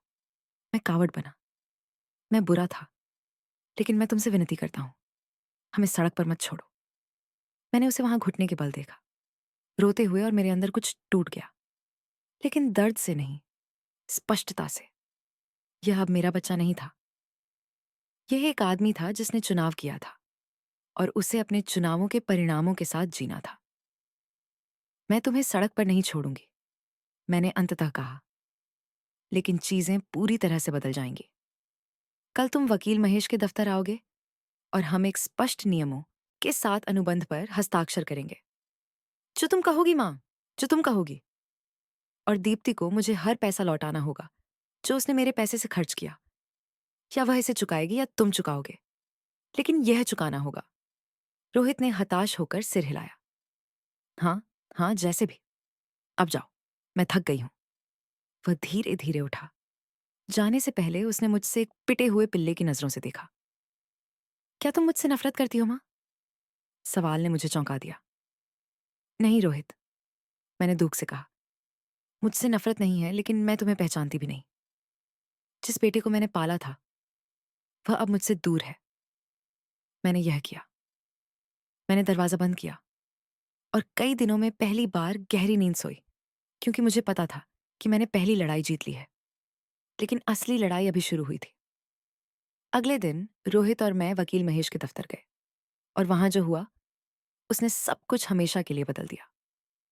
रोहित सही समय पर वकील महेश के दफ्तर पहुंचा, लेकिन वह अकेला नहीं था। दीप्ति उसके साथ थी, उसके हाथ को मजबूती से पकड़े हुए, जैसे वह उससे अलग नहीं होना चाहती थी। उसने काले चश्मे पहने थे जो उसके आधे चेहरे को छिपा रहे थे, और एक रूमाल हाथ में लिए हुए थी, नाटक के लिए तैयार। जब उन्होंने मुझे इंतजार करते हुए देखा तो दीप्ति अचानक रुक गई। वह आ रही है, उसने रोहित से फुसफुसाते हुए कहा, लेकिन इतना ऊंचा कि मैंने सुन लिया। यह उसका दफ्तर है दीप्ति, रोहित ने थकी हुई आवाज में जवाब दिया। वकील महेश ने हमें अपनी ऑफिस में आमंत्रित किया। उनका चेहरा पेशेवर, गंभीर और अटूट था। नमस्कार बहन कर्मा, भाई रोहित, बहन दीप्ति, कृपया बैठें। हम बैठ गए। दीप्ति चारों ओर संदेह से देख रही थी, जैसे कैद में रखा जानवर बाहर निकलने का रास्ता खोज रहा हो। ठीक है, वकील ने शुरू किया। मैंने आपको यहां बुलाया है क्योंकि कुछ कानूनी मुद्दे हैं जिन्हें हमें औपचारिक रूप से सुलझाना है। सबसे पहले हमें संपत्ति के मामले को स्पष्ट करना होगा। उसने टेबल पर घर की कागजात रखी। जैसा कि आप देख सकते हैं, ये घर जो गली जकारंदाज नंबर 247 पर है, बहन कर्मा के नाम पर रजिस्टर्ड है। 100%। इसका कोई और मालिक नहीं है। दीप्ति ने अचानक चश्मा उतार दिया। यह असंभव है। रोहित ने मुझे बताया कि रोहित ने जो भी कहा वह अप्रासंगिक है, वकील ने कठोर स्वर में कहा। कानूनी तथ्य ये हैं, बहन कर्मा एकमात्र स्वामी है। आप दोनों यहां मौखिक अनुमति पर रह रहे हैं, जिसे कानूनी तौर पर डेटो कहा जाता है। लेकिन मैं उनकी बहू हूं। यह मेरा घर भी है। दीप्ति ने तेज आवाज में कहा। नहीं बहन, यह आपका नहीं है। उस संपत्ति का 1 इंच भी आपके नाम पर नहीं है। मैंने देखा कि दीप्ति का चेहरा पीला पड़ गया। उसके हाथ रूमाल को कसकर पकड़ते हुए सफेद हो गए। रोहित ने कांपती आवाज में कहा, यह सच है। मेरे बेटे ने सिर झुका लिया। हाँ, और तुम मुझे कब बताने वाले थे? मैंने सोचा कि हम शादी के बाद इस प्रक्रिया को पूरा करेंगे, लेकिन काम की वजह से मुझे तुम्हारी बहाने नहीं चाहिए। दीप्ति चिल्लाते हुए अचानक खड़ी हो गई। तुमने कहा था कि तुम्हारे पास अपना घर है। तुमने मुझे वादा किया था। दीप्ति, शांति से रहो कृपया। बच्चे के बारे में सोचो, रोहित ने विनती की। बच्चा? बिल्कुल, वो बच्चा जो एक ऐसे घर में जन्म लेगा जो तुम्हारा भी नहीं है। वकील महेश ने टेबल पर हल्का सा थपकी दी। बहन, कृपया बैठ जाइए। हमें और भी मुद्दों पर बात करनी है। दीप्ति ने कुर्सी पर गिरते हुए तेजी से सांस ली। दूसरा मुद्दा, वकील ने जारी रखा। बहन कर्मा के बैंक खातों से अनधिकृत निकासी। उसने टेबल पर वे स्टेटमेंट रखे जो मैंने उसे दिए थे। पिछले 8 महीनों में इन खातों से कुल 453,000 रुपए निकाले गए हैं। बहन कर्मा ने इन लेन देन को कभी अधिकृत नहीं किया। रोहित ने तुरंत अपनी रक्षा की। मैंने वह पैसा नहीं निकाला, उसने कहा। लेन देन आपके नाम पर कार्ड से हुए हैं, वकील ने कहा। यह आपको कानूनी रूप से जिम्मेदार बनाता है। लेकिन दीप्ति ने कार्ड का इस्तेमाल किया। मैंने उसे उधार दिया क्योंकि उसने कहा कि उसे जरूरत है। क्या? दीप्ति ने उसकी तरफ हैरत से देखा। अब तुम मुझ पर इल्जाम लगाओगे? तुमने नए फर्नीचर खरीदे, कैनकून की यात्रा की, 60,000 रुपए कपड़ों पर खर्च किए, क्योंकि तुमने कहा था कि हमारे पास पैसा है, कि तुम्हारी माँ ने तुम्हें सब दिया है। मैंने कहा कि उसने हमें उधार दिया, ये नहीं कि उसने तुम्हें यह उपहार दिया। उनकी लड़ाई को देखकर मुझे संतोष मिलना चाहिए था, लेकिन यह केवल मुझे दुखी कर रहा था। बस, मैंने दृढ़ आवाज में कहा। दोनों तुरंत चुप हो गए। मुझे परवाह नहीं है कि किसने पैसा खर्च किया। आप दोनों जिम्मेदार हैं और वह पैसा लौटाना होगा, हर एक पैसा। माँ, हमारे पास 450,000 रुपए नहीं है, रोहित ने निराशा से कहा। मेरी तनख्वाह तो मुश्किल से चलती है। तो वे किश्तों में ब्याज के साथ चुकाए जाएंगे। वकील एक भुगतान योजना बनाएंगे। ब्याज? दीप्ति ने हिस्टेरिकली हंसी उड़ाई। क्या तुम अपने ही बेटे से ब्याज लोगे? मैं उस व्यक्ति से ब्याज लूंगा जिसने मेरा पैसा चुराया। ये चोरी नहीं है, ये पारिवारिक पैसा है। ये मेरी पेंशन का पैसा था, मैंने कहा। मेरी आवाज टूट रही थी। पैसा जो मैंने 40 साल तक बाथरूम और ऑफिस साफ करते हुए कमाया था। पैसा जिसका उपयोग मैं अपने मेडिकल खर्चों के लिए करने वाली थी जब मैं बूढ़ी हो जाऊंगी, और आप लोगों ने इसे यात्रा और कपड़ों पर खर्च कर दिया। दीप्ति ने जवाब देने के लिए मुंह खोला, लेकिन शब्द नहीं निकले। एक और मुद्दा है, वकील महेश ने जारी रखा। पुराने फर्नीचर जो बिना अनुमति के बेचे गए। बहन कर्मा के अनुसार वे 70 साल से अधिक पुराने थे। पारिवारिक विरासत। आपने उन्हें कितने में बेचा? पूर्ण चुप्पी। कितने में? मैंने फिर से पूछा। रोहित ने गले में आंसू भरे। 15,000 रुपए। मुझे लगा कि दुनिया थम गई। 15,000 रुपए, मैंने फुसफुसाया।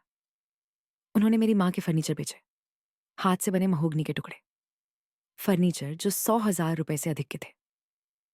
15,000 में खरीदार ने कहा कि वे बहुत पुराने हैं, कि उन्हें नवीनीकरण की जरूरत है। रोहित ने मरमराते हुए कहा, क्योंकि वे पुरानी चीजें थीं। मैंने कुर्सी से उठकर चिल्लाते हुए कहा, इसलिए वे इतने महंगे थे? वे फर्नीचर मेरी माँ की अंतिम विरासत थे। सासू माँ, अब क्या फर्क पड़ता है? दीप्ति ने नकारात्मकता से कहा, वे तो केवल पुराने फर्नीचर। मेरे अंदर कुछ टूट गया, लेकिन यह दुख की वजह से नहीं, बल्कि गुस्से की वजह से। मैं दीप्ति के पास धीरे धीरे बढ़ा। वह अपनी कुर्सी में पीछे हट गई, डरी हुई। बस पुराने फर्नीचर, मैंने खतरनाक तरीके से धीमी आवाज में कहा। बस पुराने फर्नीचर। ये फर्नीचर मेरी दादी ने 1952 में एक ट्रक से पूबला से लाए थे। मेरी माँ हर रविवार को प्रार्थना के बाद इन्हें पॉलिश करती थी। यहीं पर मैंने रोहित को पढ़ना सिखाया। यहीं पर हम 30 साल तक परिवार के साथ रात का खाना खाते थे। मुझे नहीं पता था, दीप्ति ने हकलाते हुए कहा। तुम्हें पता नहीं था क्योंकि तुमने कभी पूछा नहीं। तुम्हारे लिए हर वो चीज जो नई और महंगी नहीं है, उसकी कोई कीमत नहीं है। ठीक वैसे ही जैसे मैं, एक पुरानी जो बेकार हो गई हूं, एक बोझ जिसे फेंक देना चाहिए। क्या ऐसा नहीं है? मैंने अपना मोबाइल निकाला और उन्हें उन तस्वीरों दिखाईं जो मैंने अंतिम संस्कार से लौटने पर खींची थी। देखो, देखो मेरे सामान बगीचे में बिखरे पड़े हैं। मेरी तस्वीरें, मेरे कपड़े, मेरे मृत पति की यादें, सब कुछ कचरे की तरह फेंका गया। दीप्ति ने तस्वीरें देखी और उसकी रंगत उड़ गई। मुझे लगा, ये चीजें तुमने इसलिए फेंकी क्योंकि तुम इन्हें अब उपयोग नहीं कर रही थी। बिना मुझसे पूछे, बिना मेरे बहन के अंतिम संस्कार से लौटने का इंतजार किए। हमें बच्चे के लिए जगह चाहिए थी, उसने कहा। उनके पास तो पूरा घर था, मैंने चिल्लाया। 2 मंजिला घर जिसमें 4 कमरे हैं। तुम्हें मेरी कमरे की जरूरत क्यों थी? मुझे अपमानित करने की जरूरत क्यों थी? दीप्ति ने अपने चेहरे पर हाथ रखकर रोना शुरू कर दिया। लेकिन मुझे अब कोई तरस नहीं आ रहा था। मैंने बहुत कुछ देख लिया था। मैंने बहुत कुछ सहा था। वकील महेश, मैंने उसकी ओर मुड़ते हुए कहा, मैं चाहती हूं कि वे मेरे घर से चले जाएं। मैं निष्कासन की प्रक्रिया शुरू करना चाहती। नहीं, रोहित ने अचानक कूदते हुए कहा। मां, कृपया, हम नहीं जा सकते। हमारे पास जाने के लिए कोई जगह नहीं है। दीप्ति गर्भवती है। उन्हें यह सब करने से पहले सोचना चाहिए था, मैंने कहा। सुनिए श्रीमती कर्मा, वकील ने हस्तक्षेप किया। कानूनी रूप से मैं आज ही निष्कासन शुरू कर सकता हूं। 30 दिनों में उन्हें खाली करना होगा। यह हमें सड़क पर छोड़ देगा, दीप्ति ने कहा, एक बच्चे के साथ। तुम किस तरह की दादी हो? ये शब्द मेरे लिए घूंसा थे। मैं किस तरह की दादी हूं?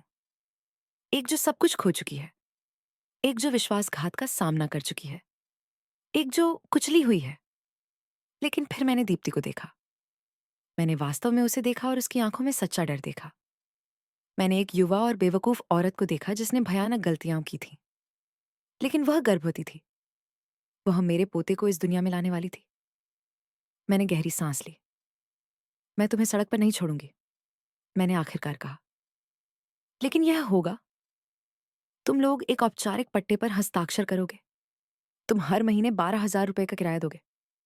तुम मुझे 4 साल में 10,000 रुपए की मासिक किश्तों में 400 चाहे 50,000 रुपए लौटाओगे। और अगर तुम एक महीने भी चूक गए तो मैं बिना किसी दया के तुम्हें बाहर निकाल दूंगी। 12,000 का किराया और 10,000 की देनदारी, ये 22,000 रुपए प्रति माह है।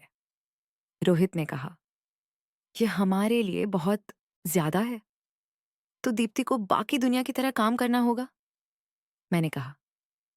मैं गर्भवती थी और मैंने रोहित के जन्म से पहले तक फर्श साफ किए, इसलिए मुझे बहाने मत बनाओ। दीप्ति ने मुझे चिढ़ाते हुए देखा।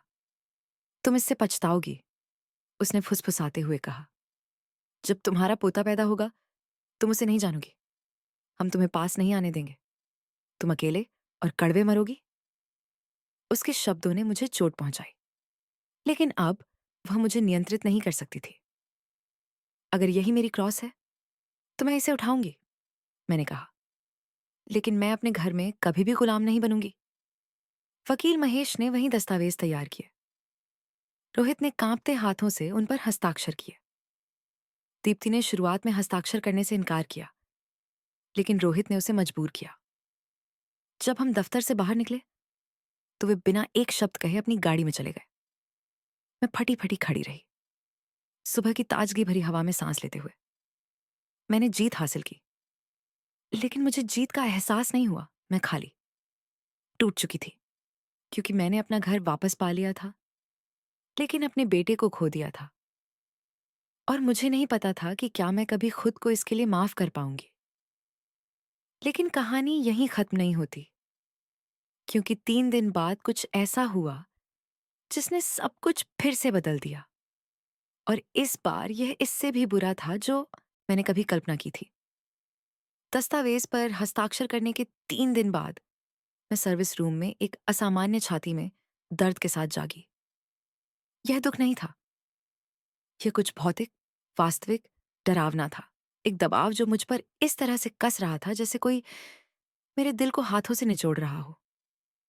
मैंने बिस्तर से उठने की कोशिश की, लेकिन मेरे पैर जवाब नहीं दे रहे थे।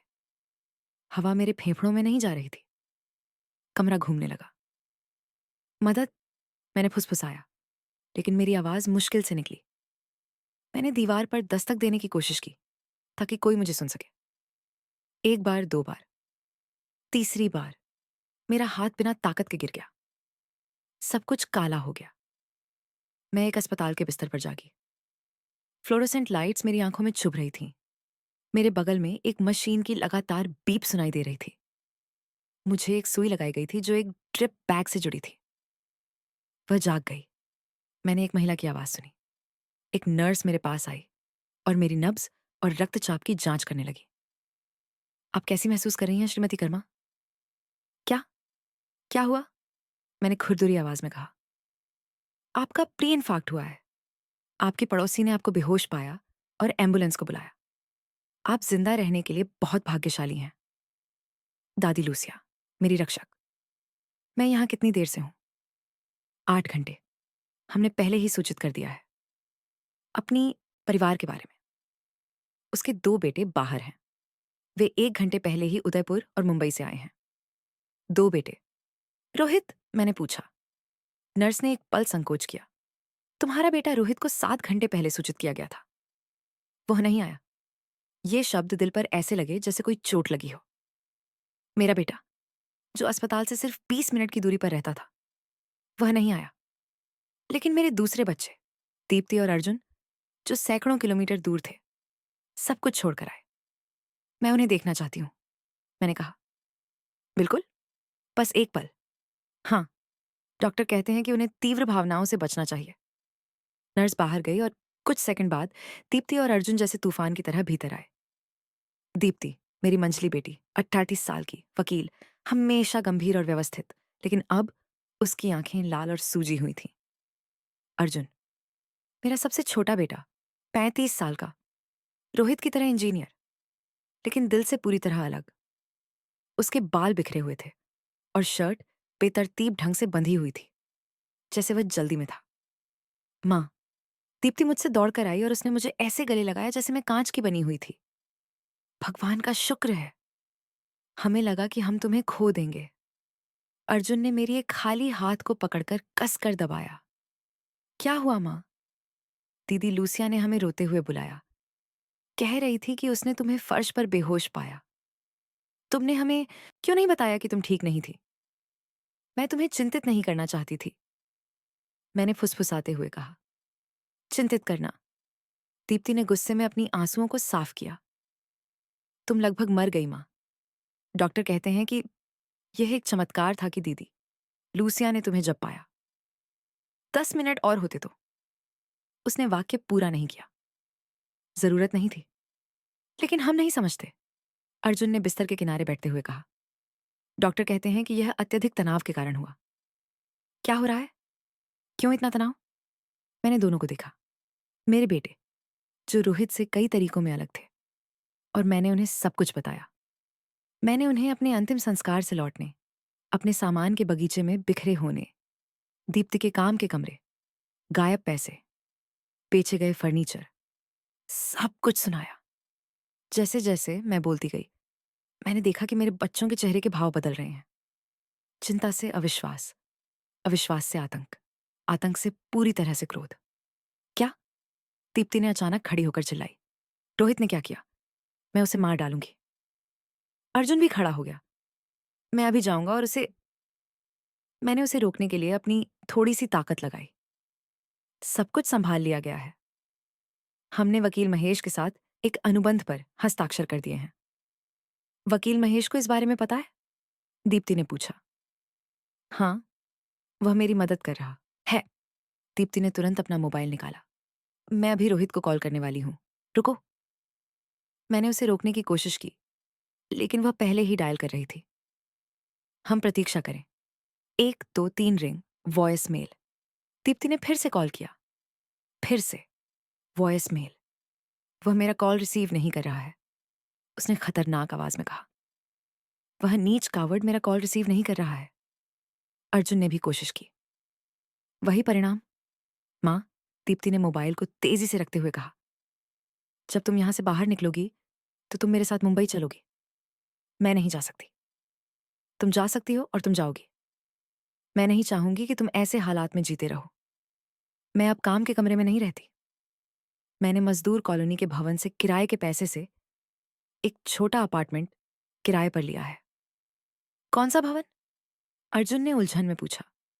एक जो मैंने अपने पति से विरासत में पाया। हमने इसे कई वर्षों से किराए पर लिया है। तुम लोगों को नहीं पता था, क्योंकि मैंने हमेशा इस पैसे को आपात स्थिति के लिए बचा कर रखा। मेरे बच्चे एक दूसरे को देखने लगे। माँ, अर्जुन ने धीरे से कहा, तुम्हारे पास और कितने रहस्य हैं? ये रहस्य नहीं है, ये सावधानियां ही हैं। एक विधवा को अपनी रक्षा खुद करनी होती है। दीप्ति फिर से मेरी ओर बैठ गई, दोनों हाथों से मेरा हाथ थामते हुए। माँ, ध्यान से सुनो। रोहित को तुम्हारे साथ ऐसा व्यवहार करने का अधिकार नहीं है। मुझे परवाह नहीं है कि वह मेरा भाई है। जो उसने किया है वह अक्षम्य है। वह शादीशुदा है। उसे अपनी पत्नी को चुनना चाहिए। उसकी पत्नी को चुनना मतलब अपनी माँ का अपमान करना नहीं है। अर्जुन ने गरजते हुए कहा। मैं शादीशुदा हूं, माँ। मेरे 2 बच्चे हैं। और आयनरिया मुझसे कभी नहीं कहेगी कि तुमसे ऐसे व्यवहार करो। कभी नहीं। और अगर वह ऐसा करे? मैंने धीरे से पूछा। तो क्या वह महिला नहीं होगी जिसके साथ मैं रहना चाहता हूं? उसने बिना हिचकिचाहट के जवाब दिया। एक अच्छी पत्नी तुम्हें अपने परिवार से चुनने के लिए मजबूर नहीं करती। एक अच्छी पत्नी मिलती है, बिखरती नहीं। ये शब्द मुझे रुला दिए, क्योंकि अर्जुन सही था। एक अच्छी साथी तुम्हें अपने लोगों को छोड़ने के लिए मजबूर नहीं करती। माँ, दीप्ति ने दृढ़ता से कहा, मुझे चाहिए कि तुम कुछ समझो। तुमने हमें सब कुछ दिया। तुमने हमारे लिए मेहनत की। हमें विश्वविद्यालय में पढ़ाया। जब हमें जरूरत थी तुमने हमारी मदद की। अब हमारी बारी है तुम्हारा ख्याल रखने की। मैं बोझ नहीं बनना चाहती। तुम बोझ नहीं हो, दीप्ति ने चिल्लाते हुए कहा। तुम हमारी माँ हो, और यह सोच कि तुम बोझ हो मेरा दिल तोड़ देती है। अर्जुन हमारे पास आया और हमें गले लगाया। माँ, जब तुम यहां से निकलोगी हम सब कुछ ठीक कर देंगे। मैं रोहित से व्यक्तिगत रूप से बात करूंगा, और अगर वह सुधार नहीं करता, अगर वह तुम्हें घुटनों के बल माफी नहीं मांगता, तो मैं भी उसे भाई के रूप में पहचानना बंद कर दूंगा। मैं नहीं चाहती कि तुम मेरे लिए लड़े। ये तुम्हारे लिए नहीं है माँ। ये सही और गलत के लिए है, और जो रोहित ने किया वह गलत है। उसी क्षण डॉक्टर अंदर आए। एक वृद्ध व्यक्ति जिनकी आंखों पर चश्मा था और चेहरे पर गंभीरता थी। परिवार सालाजार, मुझे आपसे सखी कर्मा की स्थिति के बारे में बात करनी है। हम सभी तनाव में आ गए। प्री इन्फार्क्ट का कारण तीव्र और दीर्घकालिक तनाव था। आपकी माँ का रक्तचाप स्तर पर। अगर हम उसके जीवन शैली में कोई बड़ा बदलाव नहीं करते तो अगला दौरा एक गंभीर दिल का दौरा होगा, और यह शायद जानलेवा साबित होगा। ये शब्द पत्थरों की तरह गिरे। उसे क्या चाहिए? दीप्ति ने तुरंत पूछा। पहला, सभी तनाव के स्रोतों को पूरी तरह से खत्म करना। दूसरा, रक्तचाप नियंत्रित करने के लिए दिन में दवा लेना। तीसरा, मनोवैज्ञानिक चिकित्सा, क्योंकि नुकसान केवल शारीरिक नहीं है, बल्कि भावनात्मक भी है। और चौथा, एक असली समर्थन नेटवर्क, परिवार जो उसकी देखभाल करे, न कि उसे तोड़ने वाला। रोहित और दीप्ति ने सहमति में सिर हिलाया। वह सब कुछ प्राप्त करेगी, रोहित ने कहा। मैं अपनी बात देता हूं। डॉक्टर ने सीधे मुझे देखा। सुनो कर्मा, इस समय आपको सबसे ज्यादा तनाव क्या दे रहा है? ये सवाल मुझे चौंका गया। मैंने रोहित, दीप्ति, सर्वेंट क्वार्टर, बेचे गए फर्नीचर और अपमान के बारे में सोचा। मेरा बड़ा बेटा, मैंने आखिरकार कहा, और उसके साथ की स्थिति। तो चिकित्सा सलाह के अनुसार मैं आपको सलाह देता हूं कि आप उस स्थिति से अस्थायी रूप से संपर्क तोड़ लें, कम से कम 3 महीने के लिए। आपको ठीक होने की जरूरत है, और आप ठीक नहीं हो सकती अगर आप लगातार चोट खा रही हैं। ये शब्द जैसे एक मुक्ति के रूप में आए। एक डॉक्टर मुझे दूर जाने, अपनी देखभाल करने और बिना किसी अपराध बोध के सीमाएं तय करने की अनुमति दे रहा था। मैं यह करूंगी, मैंने कहा। दीप्ति ने मेरा हाथ थाम लिया। हम हर कदम पर आपके साथ रहेंगे।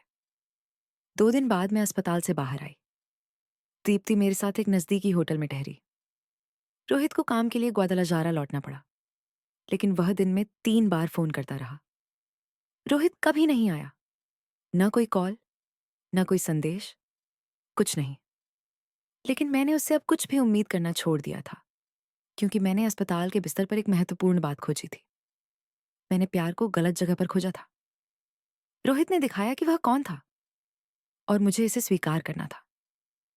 लेकिन दीप्ति और रोहित ने मुझे दिखाया कि मैं अकेली नहीं थी, कि मेरे पास अभी भी परिवार था, असली परिवार। 1 सप्ताह बाद मैं उस छोटे से अपार्टमेंट में बैठी थी जो मैंने किराए पर लिया था।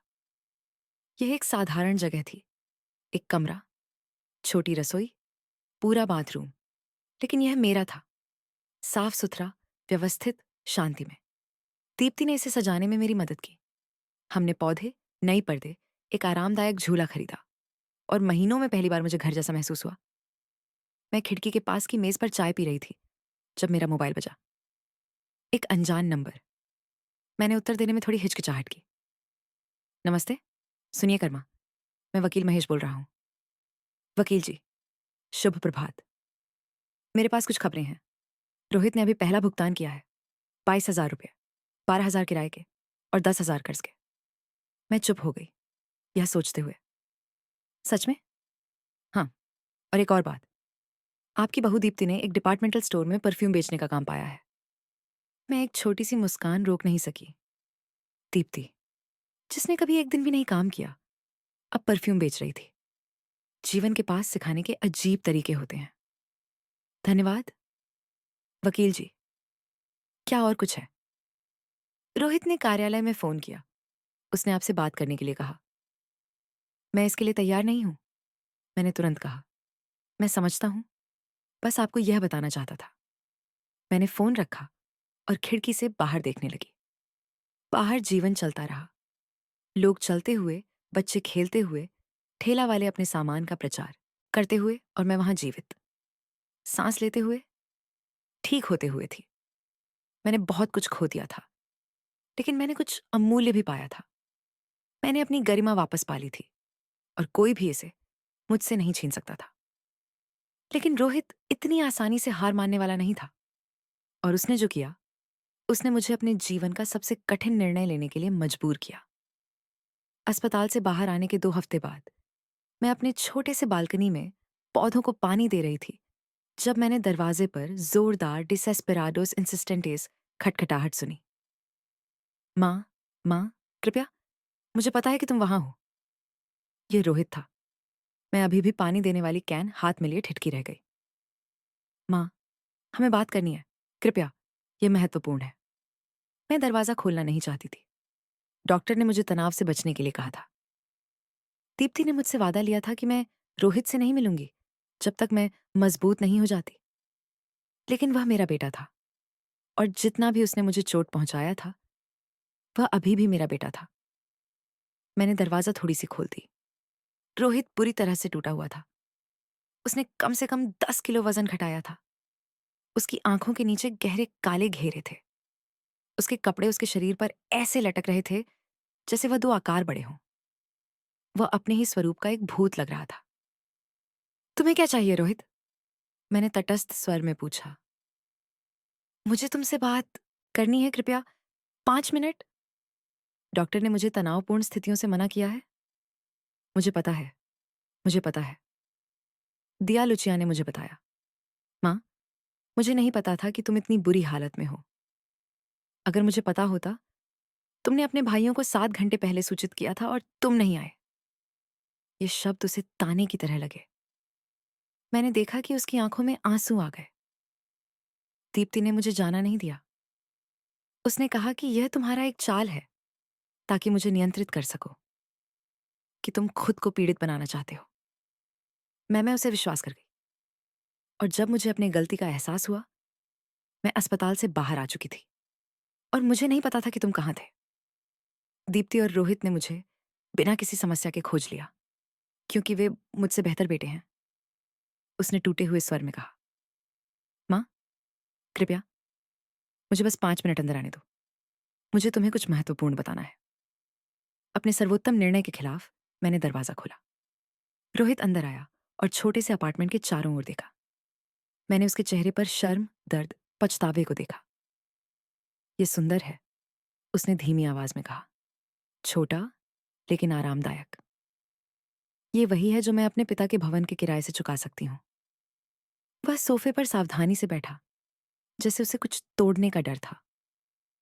माँ, मैं आया हूँ। कहना चाहती थी कि तुम हर बात में सही थे। मैंने उसे संदेह भरी नजरों से देखा। दीप्ति मुझे बर्बाद कर रही है। उसने जारी रखा। जब से हमने अनुबंध पर हस्ताक्षर किए हैं और उसे काम करना पड़ा है, वह असहनीय हो गई है। वह लगातार शिकायत कर रही है। कह रही है कि सब मेरी गलती है, कि मैंने उसे एक जीवन का वादा किया और उसे कुछ और दिया। और वह सही है ना? मैंने बिना कोई भावनाएं दिखाए कहा। तुमने उसे एक घर का वादा किया जो तुम्हारा नहीं था। मुझे पता है। उसने अपने हाथ चेहरे पर रख लिए। मुझे पता है, और यह मेरी गलती थी, एक बहुत बड़ी गलती। लेकिन माँ, मैं फंस गया हूँ। मेरे घर में एक बच्चा आ रहा है। मैं अब तलाक नहीं ले सकता। क्या तुम मुझे ये बताने आई हो? अपने वैवाहिक समस्याओं के लिए रोने? नहीं, मैं। उसने गहरी सांस ली। मैं तुमसे सच्चाई से माफी मांगने आई हूँ। अगर जरूरत पड़े तो घुटनों के बल बैठकर। तुम्हारी चीजें फेंकने के लिए, सर्वेंट रूम के लिए, पैसे के लिए, दादी के फर्नीचर के लिए, तुम्हारे सामने दरवाजा बंद करने के लिए, अस्पताल न जाने के लिए, इस दुनिया का सबसे बुरा बेटा होने के लिए। आंसू उसकी गालों पर बह रहे थे और मुझे कुछ महसूस नहीं हो रहा था। ये सबसे डरावना था कि मेरा अपना बेटा मेरे सामने रो रहा था और मुझे उसे सांत्वना देने की इच्छा नहीं हो रही थी। रोहित, मैंने धीरे से कहा।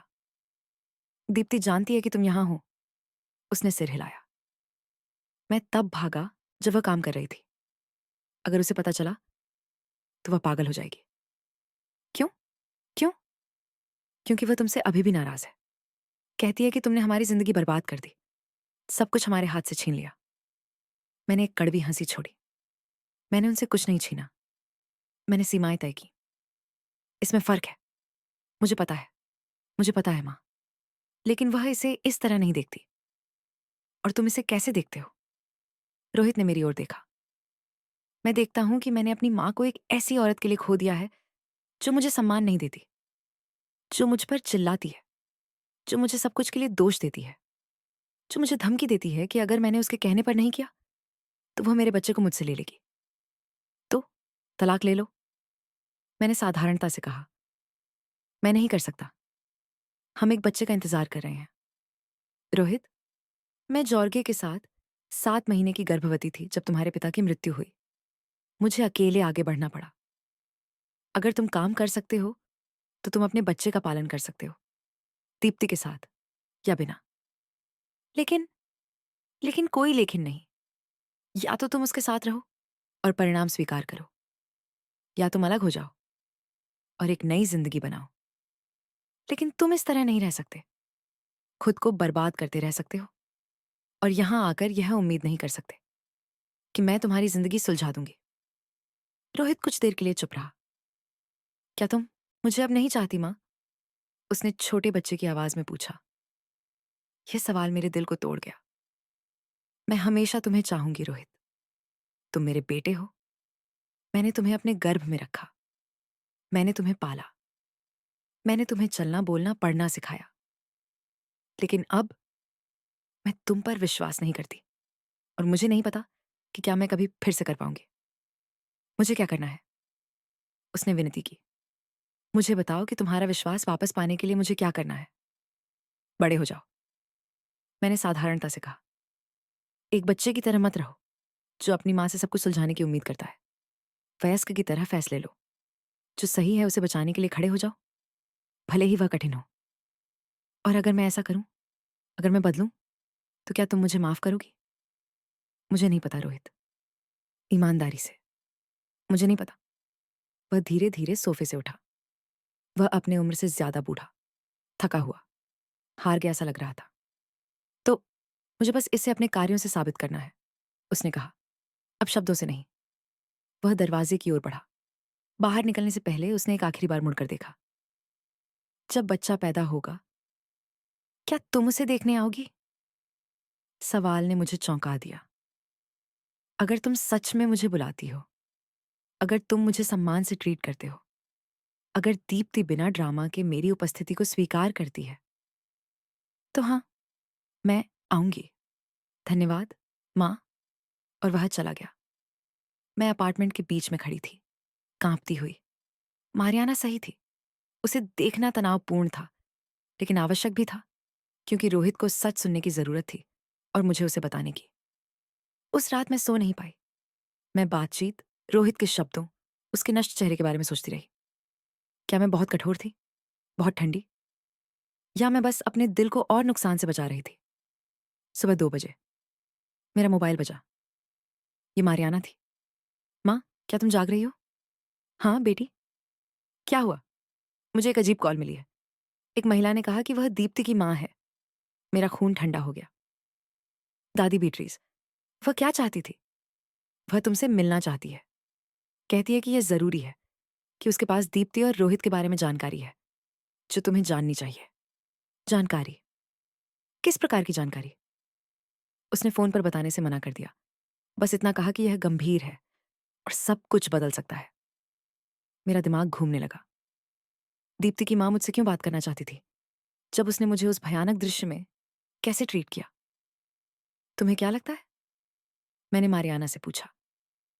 मुझे लगता है कि तुम्हें उसे सुनना चाहिए, लेकिन अकेले नहीं।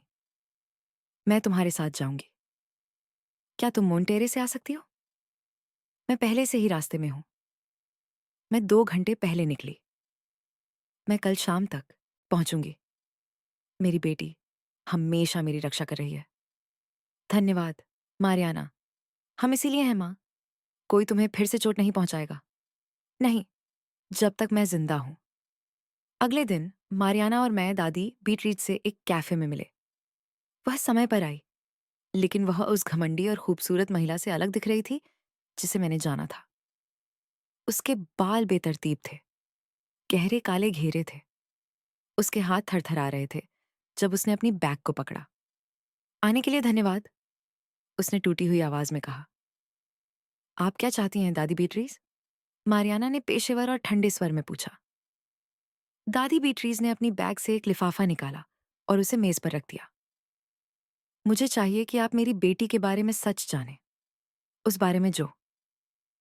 मैंने चिट्ठी को अपने कांपते हाथों से खोला। अंदर कई दस्तावेज थे, बैंक स्टेटमेंट, तस्वीरें, प्रिंटेड मैसेज, और जो मैंने देखा उसने मुझे हक्का बक्का कर दिया।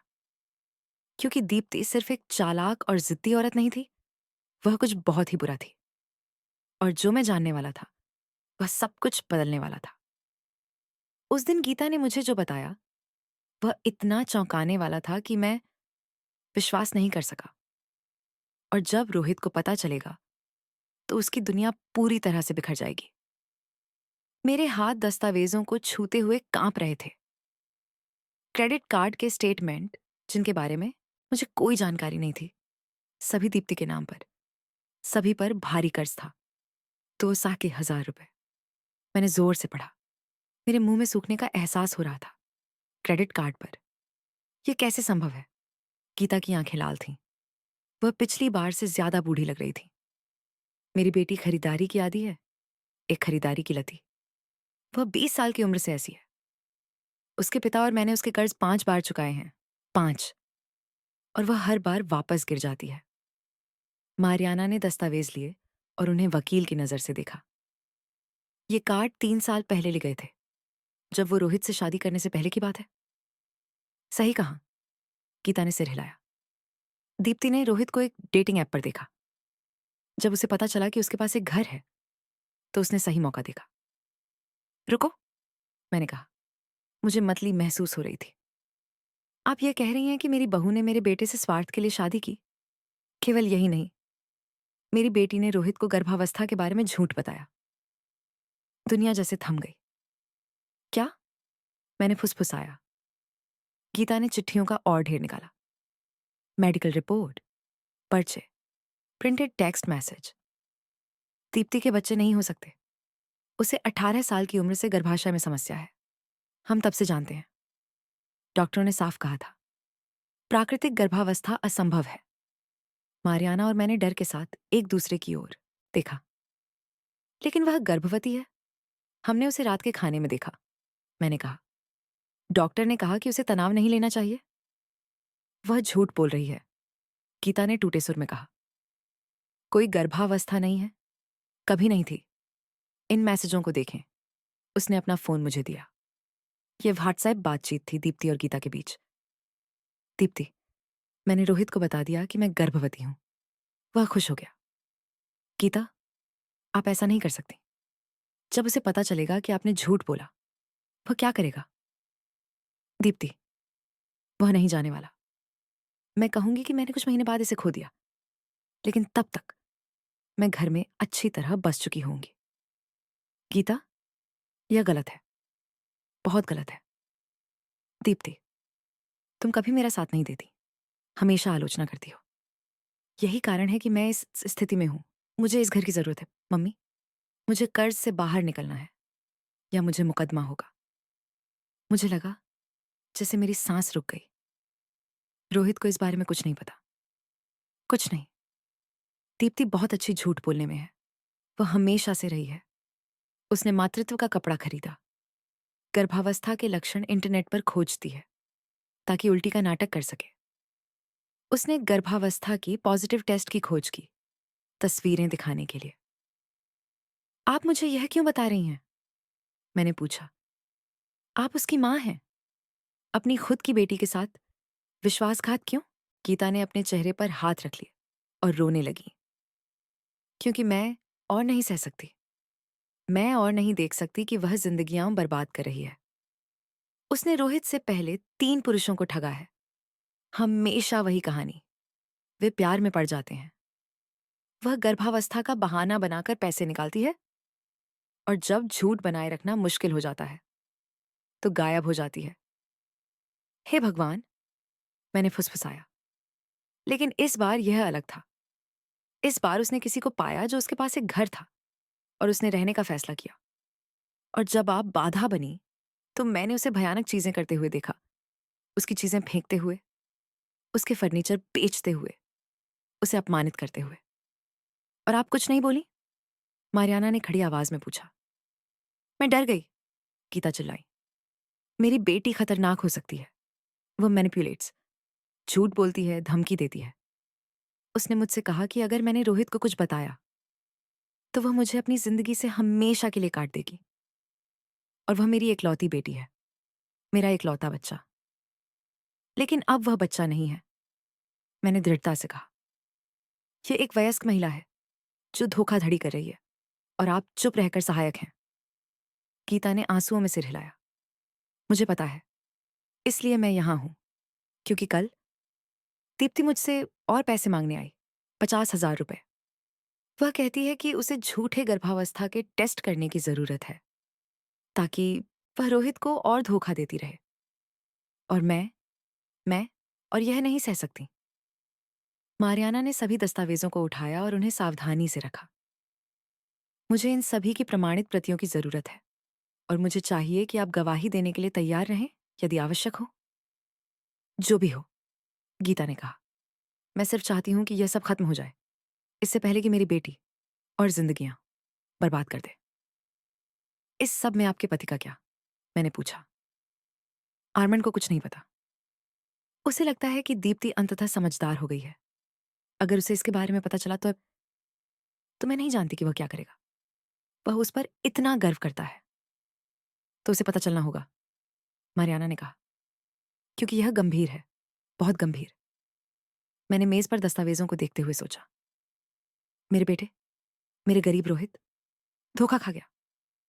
उसका इस्तेमाल हुआ एक ऐसी महिला द्वारा जिसने कभी उसे प्यार नहीं किया, जिसने सिर्फ उसे एक मौके की तरह देखा। मुझे उसे बताना होगा, मैंने कहा। रोहित को सच जानना चाहिए। क्या आप सुनिश्चित हैं, मम्मी? मारियाना ने पूछा। यह उसे तोड़ देगा। वह पहले से ही टूट चुका है, लेकिन कम से कम अगर वह सच जानता है तो वह वास्तविकता पर आधारित पुनर्निर्माण शुरू कर सकता है, झूठ पर नहीं।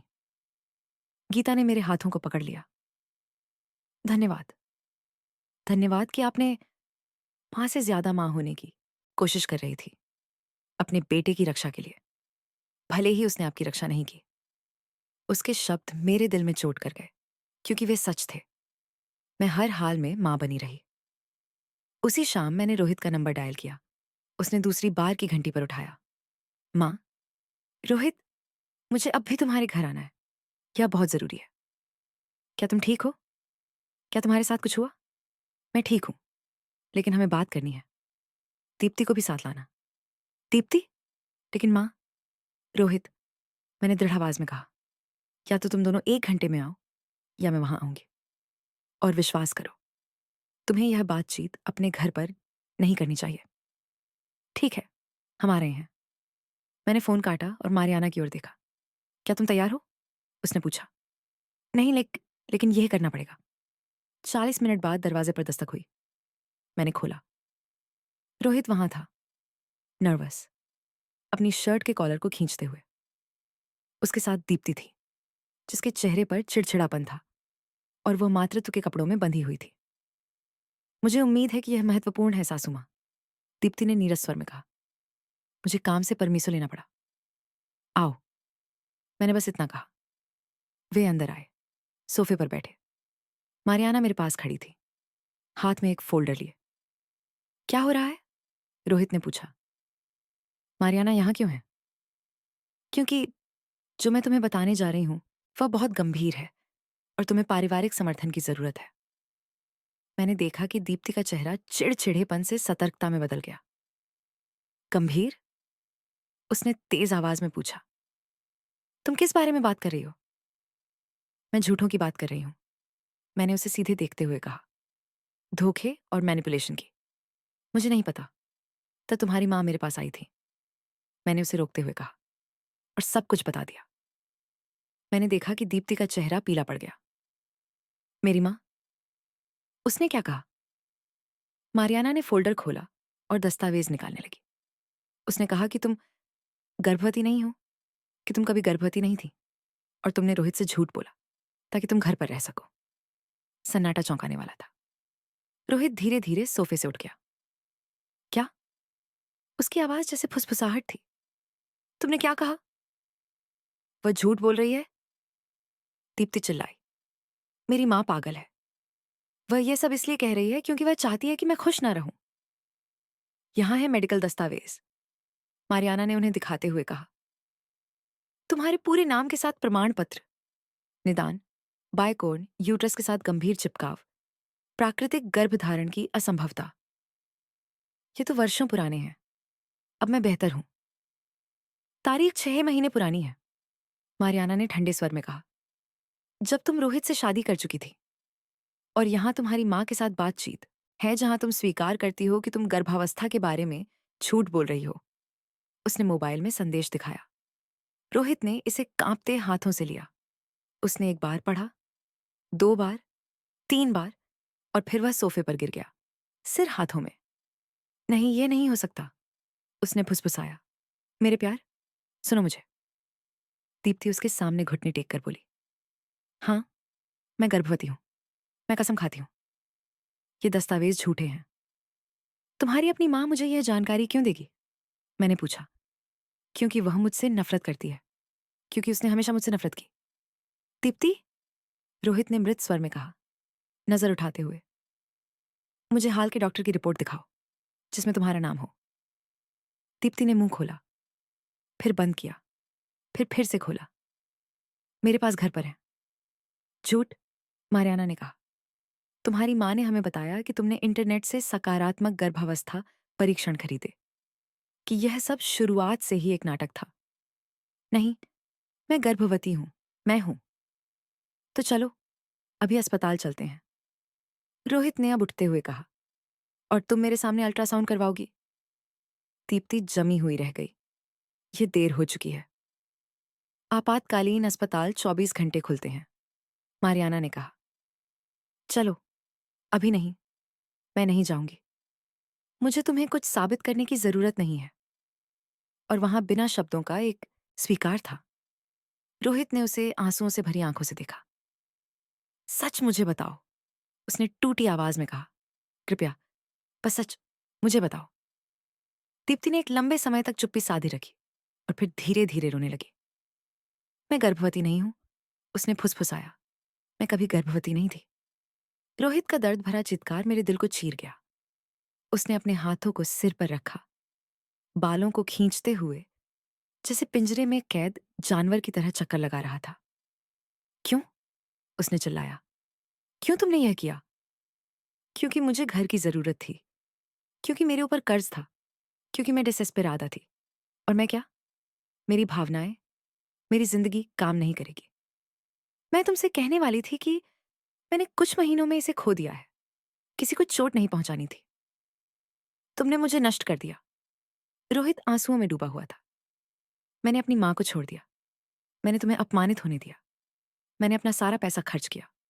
और यह सब एक झूठ के लिए। दीप्ति ने उसे करीब आने की कोशिश की, लेकिन रोहित पीछे हट गया, जैसे वह जाहिर हो। मुझे मत छुओ, कभी मत छुओ। बाहर, उसने गरजते हुए कहा। यहां से बाहर। मैं तुम्हें कभी नहीं देखना चाहता।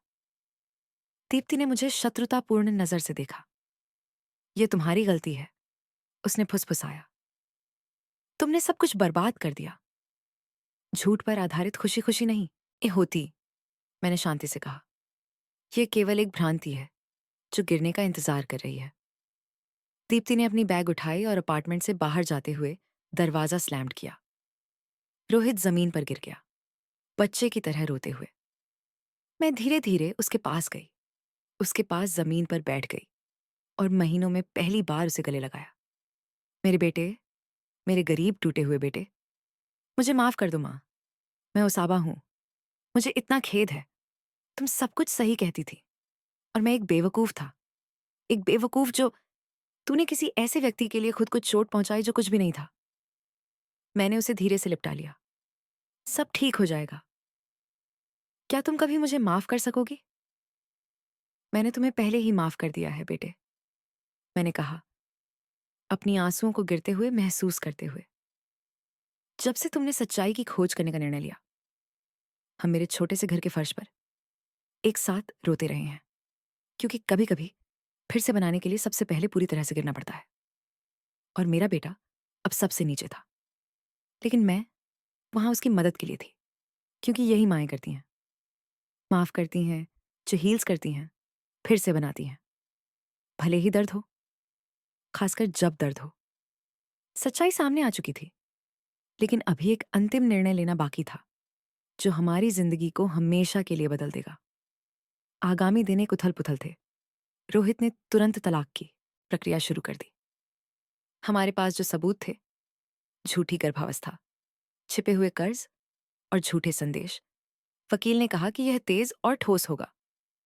दीप्ति ने लड़ाई करने की कोशिश की, आर्थिक मुआवजे की मांग की और मानसिक पीड़ा के लिए मुकदमा करने की धमकी दी।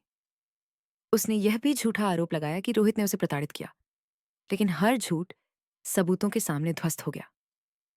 गीता अपने वादे को निभाते हुए अपनी बेटी के खिलाफ गवाही देने के लिए आई। उसे अदालत में सच बताते हुए देखकर दिल टूट गया।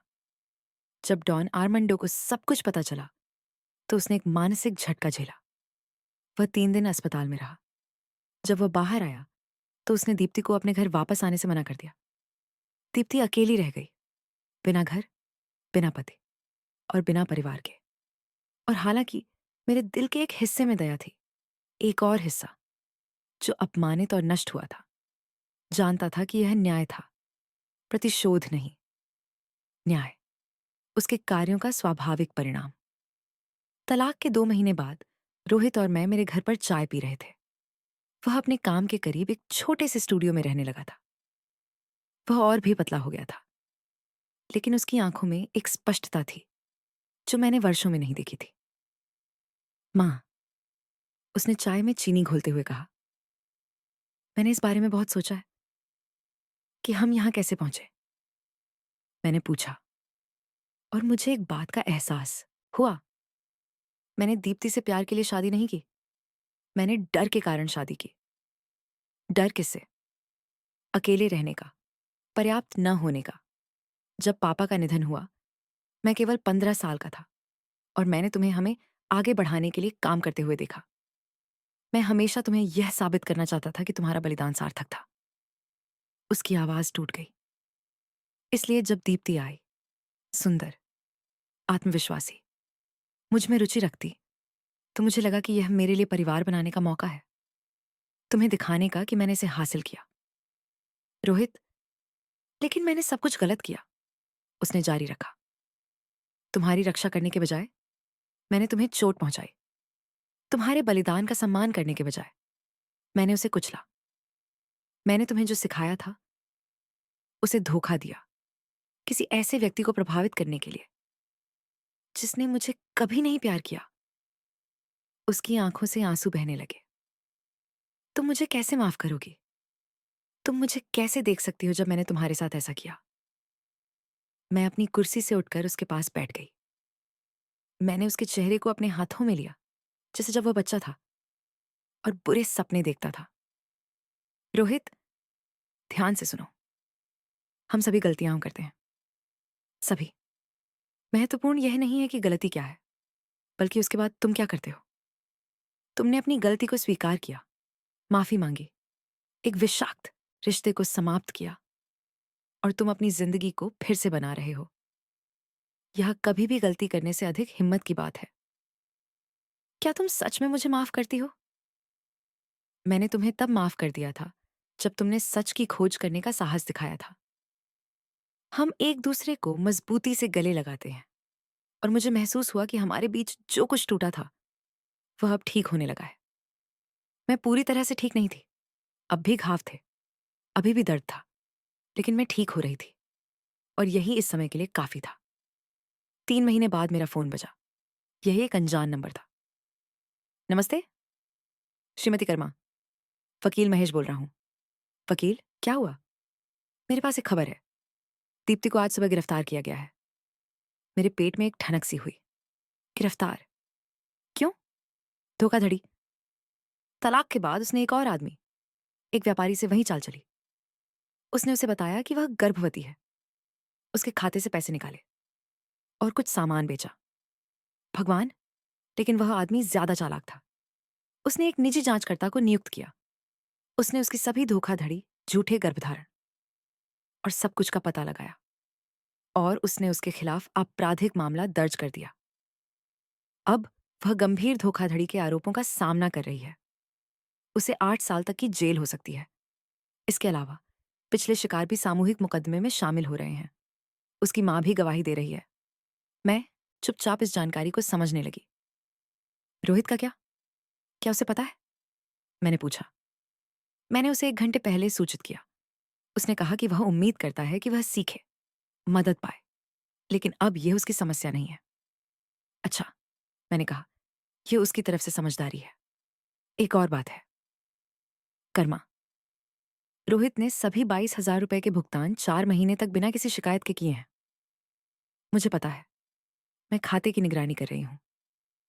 क्या आप विचार करेंगे कि आप अनुबंध को फिर से बातचीत करेंगे? कम भुगतान करने के लिए नहीं, बल्कि ताकि वह उसे अधिक बार देख सके। वह कहता है कि उसे आपसे बात करने की याद आती है। मेरे गले में एक गांठ सी बन गई। उसे बताओ कि वह रविवार को डिनर पर आ सकता है। मैं मोल बनाऊंगी जो उसकी पसंदीदा है। मैंने वकील की आवाज में मुस्कान सुनी। मैं उसे बताऊंगा। और कर्मा, मुझे खुशी है कि चीजें बेहतर हो रही हैं। धन्यवाद वकील, सबके लिए। रविवार को रोहित फूलों और चॉकलेट केक के साथ आया। तुम्हें कुछ लाने की जरूरत नहीं थी, मैंने कहा जब मैंने उसे दरवाजा खोला। मैं ऐसा करना चाहता था। हमने एक साथ खाना खाया। हमने उसकी नौकरी, उसके नए घर और उसके भविष्य की योजनाओं के बारे में बात की। हमने दीप्ति और रोहित के बारे में बात की, उन भांजे भांजियों के बारे में जो दूर रहते हैं। हमने हर चीज और कुछ नहीं, जैसे हम पहले करते थे जब गीता हमारे बीच नहीं आई थी। और यह सब सामान्य, आरामदायक और चंगा करने वाला था। जब हमने रात का खाना खत्म किया, रोहित ने अपनी बैग से एक लिफाफा निकाला। ये क्या है? मैंने पूछा। इसे खोलो। मैंने उसे ध्यान से खोला। अंदर कानूनी दस्तावेज थे। ये घर की रजिस्ट्री थी जो पूरी तरह से मेरे नाम पर थी, बिना किसी शर्त के, बिना किसी समझौते के। रोहित, यह क्या है? ये तुम्हारा है माँ, हमेशा तुम्हारा था। लेकिन अब यह आधिकारिक है, 100% तुम्हारा। मैं इसके ऊपर किसी भी अधिकार से त्याग देता हूं। लेकिन यह घर तो तुम्हारे लिए था। यह तुम्हें दिया गया एक उपहार था। लेकिन तुम्हें इसे लेने में शर्म आई। लेकिन तुम्हें एक सुरक्षित संपत्ति की जरूरत है, एक ऐसा स्थान जो तुम्हारा हो, और वह घर तुम्हारा है। मैं अपना खुद का रास्ता बनाऊंगा, जैसे मुझे पहले करना चाहिए था। मेरी आंखों से आंसू बहने लगे। और तुम कहाँ रहोगे? मैं अपने फ्लैट में रहूंगा। मैं कुछ वर्षों में अपना खुद का कुछ खरीदने के लिए बचत कर रहा हूं। कुछ जो मैंने कमाया हो, न कि जो मुझे उपहार में मिला हो। रोहित, मुझे यह करने दो मां। मुझे तुम्हें यह दिखाने दो कि मैंने सीखा है, कि मैं बड़ा हुआ हूं, कि तुम्हारा बलिदान व्यर्थ नहीं गया। मैंने उसे मजबूती से गले लगाया। मेरा बेटा, मेरा बच्चा, जो अब बच्चा नहीं था, जो आखिरकार वह आदमी बन रहा था, जो मैं हमेशा जानती थी कि वह बन सकता है।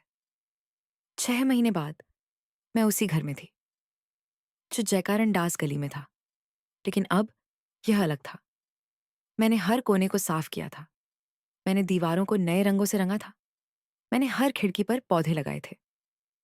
दीप्ति ने मेरी रसोई को नया रूप देने में मेरी मदद की थी। रोहित ने मेरे बाग को ठीक करने में मदद की थी। और रोहित हर रविवार को मेरे साथ खाना खाने आता था। कभी कभी वह अपने भाई बहनों को लाता, कभी अकेला आता, लेकिन हमेशा समय पर, सम्मानित और प्यार से आता। एक शाम हम चारों बाग में थे, मैं, रोहित, दीप्ति और जॉर्ज, बुगनवेलिया की छांव में नींबू पानी पीते हुए, जिसे मैंने खुद कई साल पहले लगाया था। आप जानते हैं कि आज का दिन क्या है? मैंने पूछा। कौन सा दिन? दीप्ति ने पूछा। आज ठीक 1 साल हो गया जब मैं अपनी बहन लुपिता के अंतिम संस्कार से लौटी थी और अपने सामान को बाग में पाया था। एक असहज चुप्पी छा गई। मां, रोहित ने शुरू किया। नहीं, मैंने मुस्कुराते हुए उसे रोका। मैं यह तुम्हें बुरा महसूस कराने के लिए नहीं कह रही हूं। मैं यह इसलिए कह रही हूं क्योंकि 1 साल पहले मैंने सोचा था कि मैंने सब कुछ खो दिया है। मेरा घर, मेरी गरिमा, मेरा परिवार, मेरा बेटा। मैंने तीनों को देखा। लेकिन असल में मैंने जो खोया वह थे सपने, झूठ और झूठे रिश्ते। और जब वे सब चले गए तो मैंने वह पाया जो वास्तव में महत्वपूर्ण था। क्या? जॉर्ज ने पूछा। तुम लोग जो बचे रहे, जो मेरे लिए लड़े, जो मुझे दिखाते हैं कि परिवार परिपूर्ण नहीं होता, लेकिन वह असली हो सकता है। रोहित ने अपनी आंखें चुपचाप पोंछी। मैंने अपने बारे में भी कुछ सीखा। मैंने जारी रखा। मैंने सीखा कि मैं मजबूत हो सकती हूं, कि मैं सीमाएं तय कर सकती हूं, कि मैं सम्मान मांग सकती हूं बिना खुद को दोषी महसूस किए, कि मुझे प्यार के टुकड़ों को स्वीकार नहीं करना चाहिए। तुमने हम सबको एक पाठ सिखाया मां, दीप्ति ने कहा। कभी कभी सबसे बड़ा प्यार वही होता है जो नहीं कहता है। बिल्कुल। और आज, 1 साल बाद, मैं अपने बाग में, अपने घर में, अपने बच्चों के साथ, जो मुझे सच में प्यार करते हैं। नींबू पानी पी रही हूँ। शांति में? तीनों ने दोहराया। हमने अपने नींबू पानी के गिलासों के साथ टोस्ट किया और हंसे। और बहुत समय बाद मैंने महसूस किया कि सब कुछ अपनी जगह पर था। उस रात जब मेरे बच्चे चले गए और मैं अकेली रह गई, मैंने एक आखिरी बार बाग में गई। मैंने तारों को देखा, वही आसमान जिसे मैंने 1 साल पहले देखा था, जब मैंने सोचा था कि मेरी जिंदगी खत्म हो गई थी। लेकिन वह खत्म नहीं हुई थी, ये फिर से शुरू हुआ था।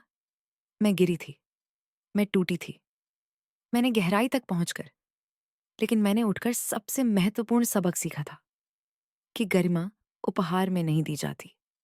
इसे बचाना होता है कि सम्मान भीख में नहीं लिया जाता। इसे मांगा जाता है कि सच्चा प्यार अपमान नहीं करता, बल्कि उठाता है। और यह कभी भी देर नहीं होती कि अपनी जिंदगी को उन सब चीजों से साफ कर दो जो तुम्हारे लिए काम नहीं आती, भले ही इसका मतलब कुछ समय के लिए अकेले रहना हो। क्योंकि अपनी गरिमा इंटैक्ट के साथ अकेले रहना, अपमान में किसी के साथ रहना बेहतर है। मैंने सितारों को देखते हुए मुस्कुराई। धन्यवाद लुपिता, मैंने अपनी बहन के बारे में सोचते हुए फुसफुसाया। धन्यवाद कि तुमने मुझे सिखाया कि जिंदगी छोटी है और इसे उन लोगों के साथ बर्बाद नहीं करना चाहिए जो हमारी कद्र नहीं करते। हवा धीरे धीरे बहने लगी, बुगनवेलिया को हिलाते हुए, और मैंने कसम खाई कि मैंने उस हवा में अपनी बहन की प्रतिक्रिया महसूस की। कोई बात नहीं बहन, अब जी लो, सच में जी लो। और यही मैंने किया। मैंने गरिमा, शांति, आत्म प्रेम के साथ जिया, और इस विश्वास के साथ कि मैंने सबसे महत्वपूर्ण लड़ाई जीत ली थी, अपनी आत्मा के लिए लड़ाई। अगर यह कहानी आपके दिल तक पहुंची है, तो इसका मतलब है कि इसमें कुछ ऐसा था जो आपके साथ गूंजा। शायद आपको भी किसी ऐसे व्यक्ति द्वारा अपमानित किया गया है जिसे आपको प्यार करना चाहिए था। शायद आपने भी महसूस किया है कि आप मूल्यहीन हैं, कि आप बोझ हैं, कि आपको केवल टुकड़े स्वीकार करने चाहिए। मुझे आपको अपनी आत्मा की गहराई से एक बात बताने दें। आप मूल्यवान हैं, हमेशा से मूल्यवान रहे हैं, और आपको सम्मान की जरूरत है। आपकी उम्र चाहे जो भी हो, चाहे आप माँ हो, दादी हो, बेटी हो या बहन हो, यह मायने नहीं रखता कि कितनी बार आपको छोटा महसूस कराया गया। आप अपनी गरिमा, अपनी जगह, अपनी शांति, अपनी खुशी के हकदार हैं।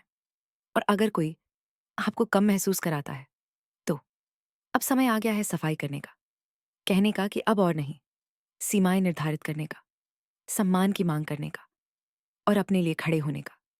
क्योंकि जीवन बहुत छोटा है, उसे घुटनों के बल जीने के लिए, और कभी भी उठने में देर नहीं होती। मैंने 67 साल की उम्र में ऐसा किया था। तुम भी कर सकती हो। अगर इस कहानी ने तुम्हारे दिल को छू लिया है, तो मुझे एक टिप्पणी में बताओ कि तुम कहाँ से देख रही हो, भारत, पाकिस्तान, अमेरिका या कहीं और। मुझे यह जानकर खुशी होगी कि ये शब्द तुम तक पहुंचे। अगर तुम्हें लगता है कि गरिमा की कीमत नहीं होती, तो लाइक करो, और बहादुर महिलाओं की और कहानियों के लिए सब्सक्राइब करो, जिन्होंने हार मानने का निर्णय नहीं लिया। क्योंकि हम सभी के अंदर एक योद्धा होती है, जो जागने का इंतजार कर रही है। बस हमें उसे बाहर लाने का साहस चाहिए।